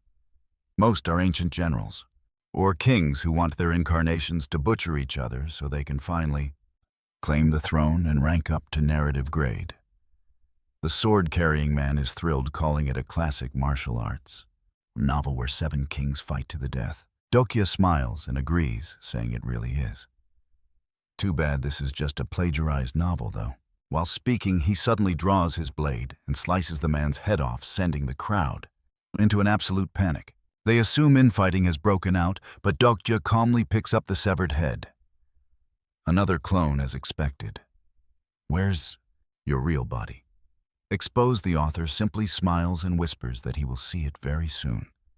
In the next second, a deadly ring of light sweeps toward the crowd. In the blink of an eye, it slices off multiple heads before flying back into the hands of a man. And trust me, you and I are about to see absolute chaos, because that's the Tyrant King. All right, you and I are about to watch Kim Dokja face his absolute worst nightmare of a weapon. No one expected him to obtain the hidden 3-ring loop, an item perfectly matched to his secret constellation sponsor. He can control it remotely to strike at will. But right as he plans to face the monster, the Dokkaebi suddenly appears, snaps his fingers, and drops the second brutal condition to claim the ultimate throne. Only 5 people are allowed to challenge the throne, meaning they must slaughter one another. Until only 5 kings are left standing. Just then the system alerts that the surviving kings, currently total 12. Kim Dokja freezes. This means, the author has multiple active clones. Before he can even warn his allies to be careful, a king screams in agony, slaughtered by the constellation's minion. In an instant, several other kings drop dead, and even the brutal tyrant king gets backstabbed by his most trusted men.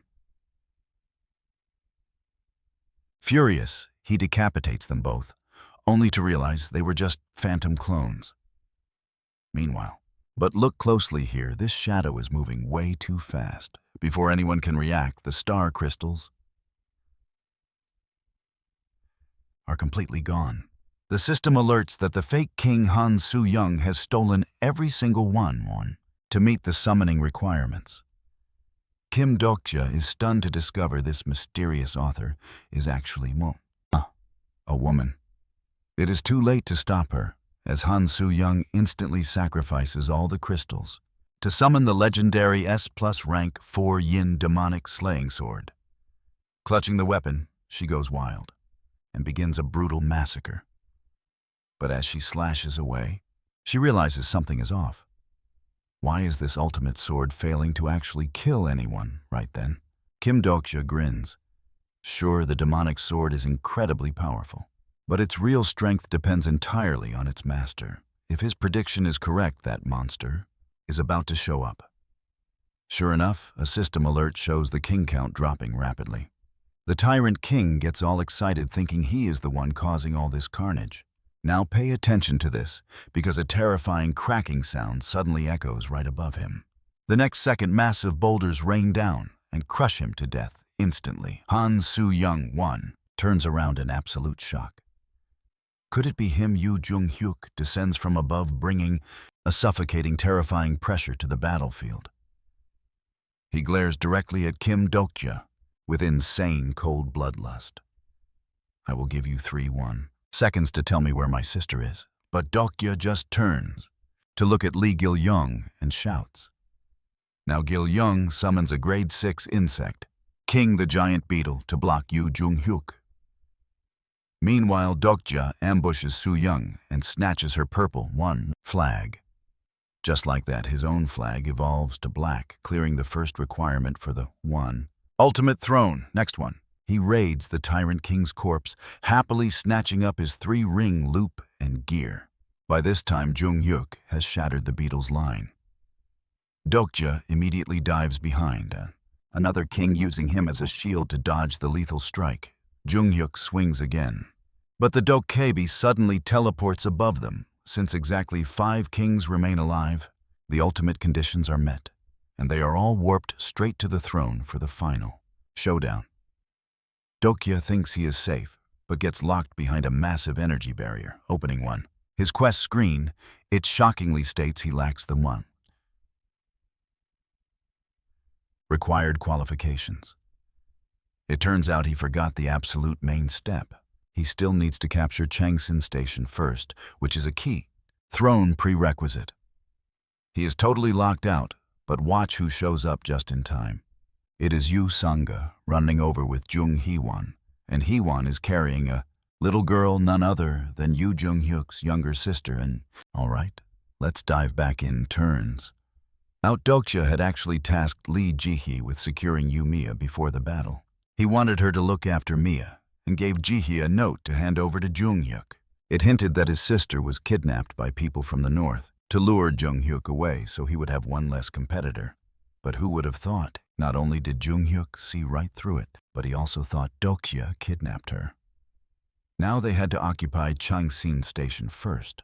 But right then, Jung Hee-won stopped him, saying they didn't need to do all that. She told Mia to activate her skill and spit out what they grabbed earlier. The little girl reached her hand into her mouth and pulled out a massive chunk of concrete. Dokja was completely dumbfounded because it was actually the flag holder of Changsin Station. Turns out Hee-won had gone to Changsin earlier and used Mia's inventory skill to store it right inside her mouth. Now watch this. Even Dokja is shocked, saying you couldn't write this crazy plan in a novel. He thanked Hee-won for being so unbelievably awesome. Gratefully, he planted the flag, finally completing the prerequisite scenario. Then, a golden light flashed, teleporting him directly into the Absolute Throne's arena, where he saw Jung-hyuk absolutely obliterating everyone else. The only surviving kings besides them were Min Ji-won and the Maitreya king. and the king of Zhongli, who was just slacking off. The system showed he'd already forfeited out of fear. Minji Wan also wanted to struggle, but seeing Dokja arrive, she didn't want to fight him, so she also forfeited.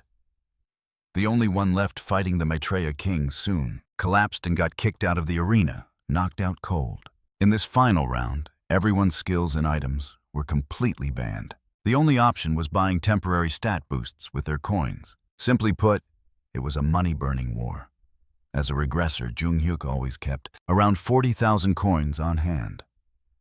With his overpowered base stats, he was basically invincible. But watch this, Dokja didn't panic for a second because he had a massive 80,000 coins. As system alerts rang out, he maxed out his strength stat to 100. Then he unleashed a massive punch that knocked Jung Hyuk completely unconscious. Dokja had to admire his toughness. Anyone else would have died instantly. The system then announced, "Congratulations on passing the trial of the Absolute Throne. All temporary stat boosts are now reclaimed." Just as the horned Dokebi was about to declare Seoul's new king, Dokja interrupted him. "I have no intention of sitting on that throne." The Dokebi thought he misheard. Sitting there meant becoming the absolute king of Seoul, with total control over the entire city. Who wouldn't want that? Dokja remained cold. He turned directly to the crowd and announced he would never sit on that throne, and if anyone else dared to touch it, they'd better prepare for war. You and I know he read the entire novel, and he knows this throne's power comes from an outer god. Once you sit on that throne, you are destined to never reach the final scenario. Even the original, stick with me. Even Yu Jong-yuk only realized this on his 41st regression.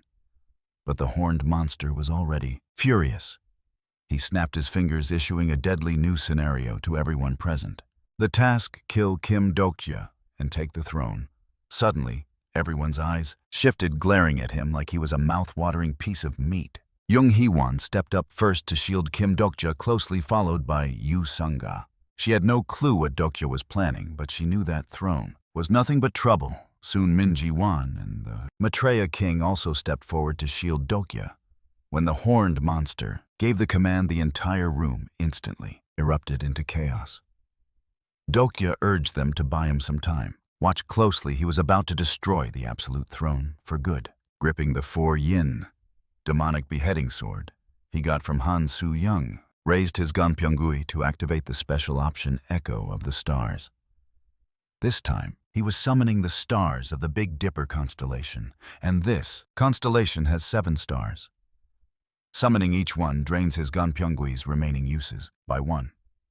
Summoning all 7 at once would subject his body to a lethal amount of probability, yet to gain the power to destroy the throne, he had to. He put the depleted Ganpyeonggui into the dragon jar he obtained from the Tyrant King, sacrificing the S-grade 3-ring loop to fully restore the Ganpyeonggui's uses. Next, he summoned the final star of the Big Dipper, the Broken Army Star. Channeling all 7 stars into his sword, the system sent a notification: the 4-yin demonic beheading sword has evolved into a star relic. Outwardly, it was a ceremonial weapon, meant only for rituals. But when fueled by the Big Dipper, it had the power to sever a constellation's source. Dokja wanted to use it to cut the throne's connection with the outer gods, destroying it completely. Just as he plunged his blade into the pedestal, the entire throne began to shatter. With a blood-curdling shriek, the throne was split in 2, completely losing its power to rule. The system notified that the star relic's protection of the Absolute Throne has vanished, forcing the 4th scenario to end. An unknown divinity noticed this world, triggering a devastating probability penalty, making Dokja feel like his heart was being ripped apart as blood sprayed from his mouth. But then the constellations above began to flicker. The constellations he had bonded with before watched in complete silence, staring at him. For some reason, can you believe it?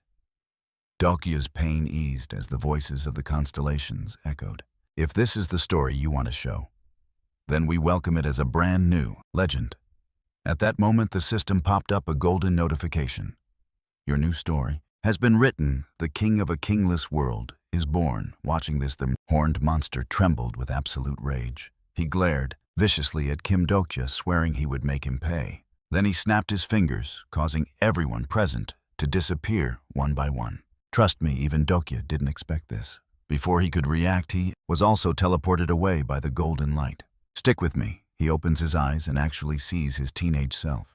Back then, he was brutally bullied daily, only surviving by reading his favorite web novel. But suddenly, Young Hee-won's voice snaps him back, making him realize what's happening. He unconsciously triggered Omniscient Reader's Stage 3, allowing him to track his scattered team. Luckily, the Dokkaebi didn't hurt them, choosing instead to scatter them to completely different zones. It's a classic divide-and-conquer move. Deactivating the skill, Dokja finally pulls himself back to reality, only to realize he has landed on a rooftop. Looking over the railing, a wave of familiar shock hits him. It's his old office building. He used to take rooftop breaks here after working endless overtime with a close colleague. He can't help but wonder if the guy even survived. Trying to check the novel's current progress, he realizes his phone is dead. So he heads inside to hunt for a power bank. But as he's tearing the place apart, a sudden flashlight beam blinds him. He freezes in pure shock. It's actually his former co-worker, Yoon Sang-ho. Yoon is thrilled to see Dokja alive, bragging about how he managed to survive inside this very building by raiding the company's food pantry. But Dokja is highly skeptical. How is this guy getting coins to pay the survival tax? Instead of answering, Yoon leads Dokja right outside the main doors. And what they see is horrifying massive iron cages housing desperate prisoners who are literally tearing each other apart for a screaming crowd. This is Yoon's sick cash cow. He calls this place a coin farm, capitalizing on sadist constellations who crave human bloodshed.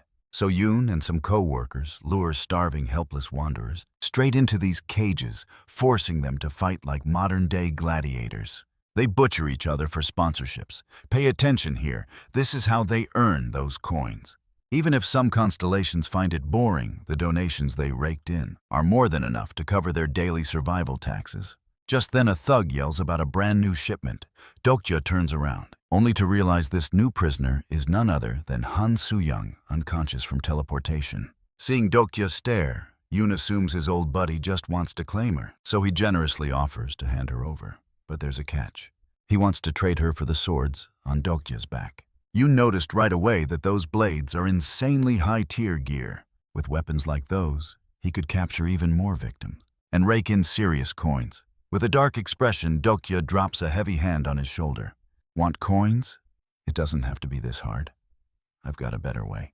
With that, he draws his sword and unleashes his blade of faith. In a single massive flash, every single iron cage is sliced clean in half. The captives instantly gain their freedom. And the bored constellations are absolutely losing their minds. They were already dead tired of that boring arena. In the chaos, Dokja rescues Han Soo-young, but get this, she was totally faking her unconsciousness. She even complains that he ruined her epic counterattack scene, but her stamina and magic completely drained. That part was definitely real, so she has no choice but to let him carry her. But Dokja isn't being romantic. He's literally just farming karma points by rescuing her. It's for his King of No Killing attribute, and trust me, you and I need to see what happens next. Let's dive in. Dokja hands him a resurrection coin and a recovery potion so they can fight together. After all, his avatar cloning ability is definitely no joke.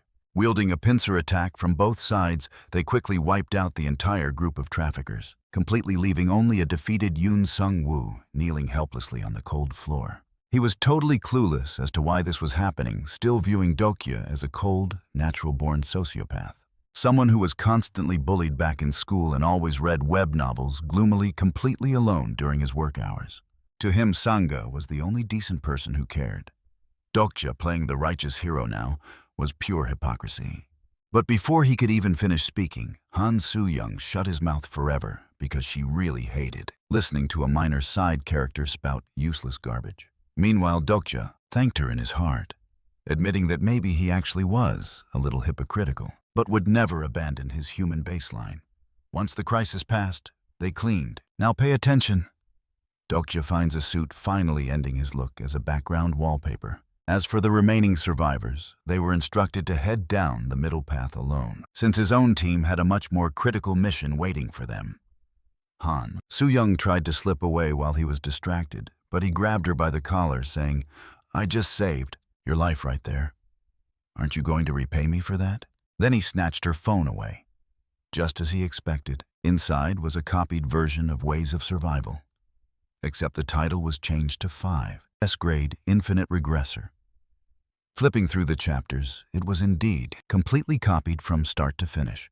The protagonist was named Yoo Jung-hyun, wielding the Idler's Eye, and the sponsor constellation was renamed to Contract Star. It was pure plagiarism, but this actually made him very interested. Since Han Soo-young had already read up to Chapter 99, she knew the 5th main scenario's main quest. You and I both know keeping her close lowers the difficulty, so he immediately pulls up the Dokja shop to quickly buy a temporary contract, only to discover that all of his listed items on the exchange were completely sold out. Even the rare fire dragon's bones had been bought up. Currently, only top incarnations backed by massive wealthy nebulas like Anna Croft, the highly patriotic Ranbir Khan, and their own Fei Hu could afford this. But right now, the most important task at hand was signing Han Soo-young using a standard team contract. Once they signed this official team agreement together, Dokja would act as the official party, guaranteeing her personal safety and life, while preventing them from hurting each other during the entire contract term. Although Han Soo-young hated being registered as Party B, she was actually genuinely intrigued by Dokja. She also possessed a useful lie detection skill, hoping to pry deep secrets out of him. The two of them headed west first, as the 5th scenario was officially underway. The first disaster to awaken would actually appear in the east, but to fight it, they needed to go west first. Along the way, they found many dead werewolf corpses, which was a native species from Ways of Survival. Those watching this star stream daily aren't just distant constellations. There are also powerful demon kings who successfully kept their actual physical bodies and recruit desperate humans, much like constellations seek out their own incarnations. These demon kings build loyal subordinates, offering desperate cornered souls a chance to degenerate into brutal, non-human beasts. Werewolves were just one of these species. But looking closely at them, their blackened, rotting flesh proved they had died from elemental attribute ammunition. In this chaotic era, who still uses guns as weapons, a group of fully armed, dangerous female prisoners was walking towards them, and Han Soo-young instantly recognized their leader. Back when she was busy recruiting those novel disciples of hers. So what do you and I make of this woman who rejected her? We'll see next time. All right. Let's look at Han Soo-young, whose writer attribute usually lets her see every apostle. Yet she can't read this mysterious woman, who is currently freeing a female prisoner. Suddenly, a shot rings out, hitting a nearby stone hidden under a corpse. Dokja is completely stunned to see it, because that is the exact meteor he has been searching for. There are 2 types of these meteors. Red ones are used to hatch devastating disasters. Yellow ones contain guides who can actually help stop them. As he wonders how they got this, the freed prisoner suddenly speaks up. "You must be Dokja. This is a gift from our leader. Our leader says, we will handle the northern disaster, leaving the other 3 to you guys." She leaves without looking back. Dokja quickly uses character list on her. Her name is Cho Youngrin, backed by the first sorcerer of Joseon. Even crazier, she has the Judge of Evil attribute just like he won. If the lackeys are this strong, how insane is their leader? Now watch this. Dokja tries to inspect the leader's hidden profile, but what he sees instantly freezes him to the very core. The system alerts him that this person does not exist in the novel. Staring at that masked face, a terrifying figure from his past comes to mind. An absolute nightmare who still leaves a massive shadow on his heart. That person never read the novel. Dokja had personally spoiled the entire story, but he shakes off the memories. Right now, hatching this meteor is top priority. You and I know Han Soo-young's avatar skill gives her insane mana, so Dokja hands her a bunch of mana potions. He orders her to inject magic into the meteor to speed up the hatching. 10 hours later, golden light explodes and an otherworldly werewolf slowly emerges. Suddenly, a system alert pops up. He gains a translation skill from a talisman. This is the Immuter Talisman, his reward for slaying the fire dragon earlier. And that talisman's name matches this giant werewolf species. Seeing the talisman, the beast immediately drops to one knee in respect. Great Dragon Slayer, I am Lycaon, a guide from Kronos, here to help. Looking at his insane stats, Su Young thinks they just got a massive cheat. But Dokja knows these otherworldly species cannot be trusted at all. Kronos was their homeworld before 5 disasters completely destroyed it. To survive, the 5 species signed a contract with the brutal Starstream. They preserved their strongest warrior and sent them to protect different worlds. Their main job is to help these new worlds stop the disasters. But if they succeed, they will colonize this planet to rebuild their civilization. And since they already lost once, they can't actually fight the disasters directly. Instead, they can only pass down their special species skills to humans. The Immutar's signature skill is Wind Road, which lets you control the wind. Originally, Yu Jung-hyuk was supposed to learn this. But since Dokja killed the fire dragon, it is now his to master. He figured it would be easy, but after days of intense training, trust me, the sad little breeze he makes is just embarrassing. You and I have to laugh with Han Su Young here. Yu Jung-hyuk literally mastered this in 5 minutes. But why can't Kim Dokja do it? He finds it extremely weird too, especially since his left hand has the gale and his right has the storm. Where straight and curved paths meet the legendary Wind Road opens. He followed the exact book instructions. Even Lycaon, who actually taught him, is confused. Normally, just knowing the words should let you learn the skill. With no choice, Kim Dokja tells him to try another chant, where 4 winds meet to form a square direction. Then 4 winds become 8 trigrams. Hearing this, Lycaon suddenly breaks out in cold sweat as if realizing a profound truth. He quickly says, quick thank you, and immediately sits cross-legged to cultivate, leaving a completely stunned and speechless Kim Dokja standing there utterly lost. Now pay attention to this part, because right as he is doubting his own life, a massive golden light suddenly erupts behind him. It is Bi-hyung, whom he hasn't seen in ages. He just finished the bureau hearing and barely avoided getting caught by them. He brings 2 huge pieces of exciting news. First, because of all those new constellations constantly joining his channel, he's finally about to promote to a high-ranking great dokebi and wants to thank him. Second, he brought someone else along with him. And that person is none other than the critically injured, dying Yu Jung-hyuk. Kim Dokja's heart instantly skips a heavy beat. Sure, he punched Yu Jung-hyuk before they parted ways, but there is no way that single hit would put him on his deathbed. Using character list, he discovers that Yu Jung-hyuk has actually been poisoned, and it is a deadly substance. It's the 1,000 spirits poison from that woman. Luckily, the novel mentioned how to cure this. Kim Dokja immediately buys the ingredients from the shop and starts brewing the antidote. Han Su Young is quite worried vividly, remembering how his head got brutally crushed earlier. She is terrified that once Yu Jung-hyuk wakes up, he will try to kill them all. Kim Dokja says he isn't scared, but deep down he is also feeling a bit terrified of him. Still, saving his life is what matters most. Suddenly he realizes the entire world is on the brink of resetting. I know what you are thinking is the world resetting.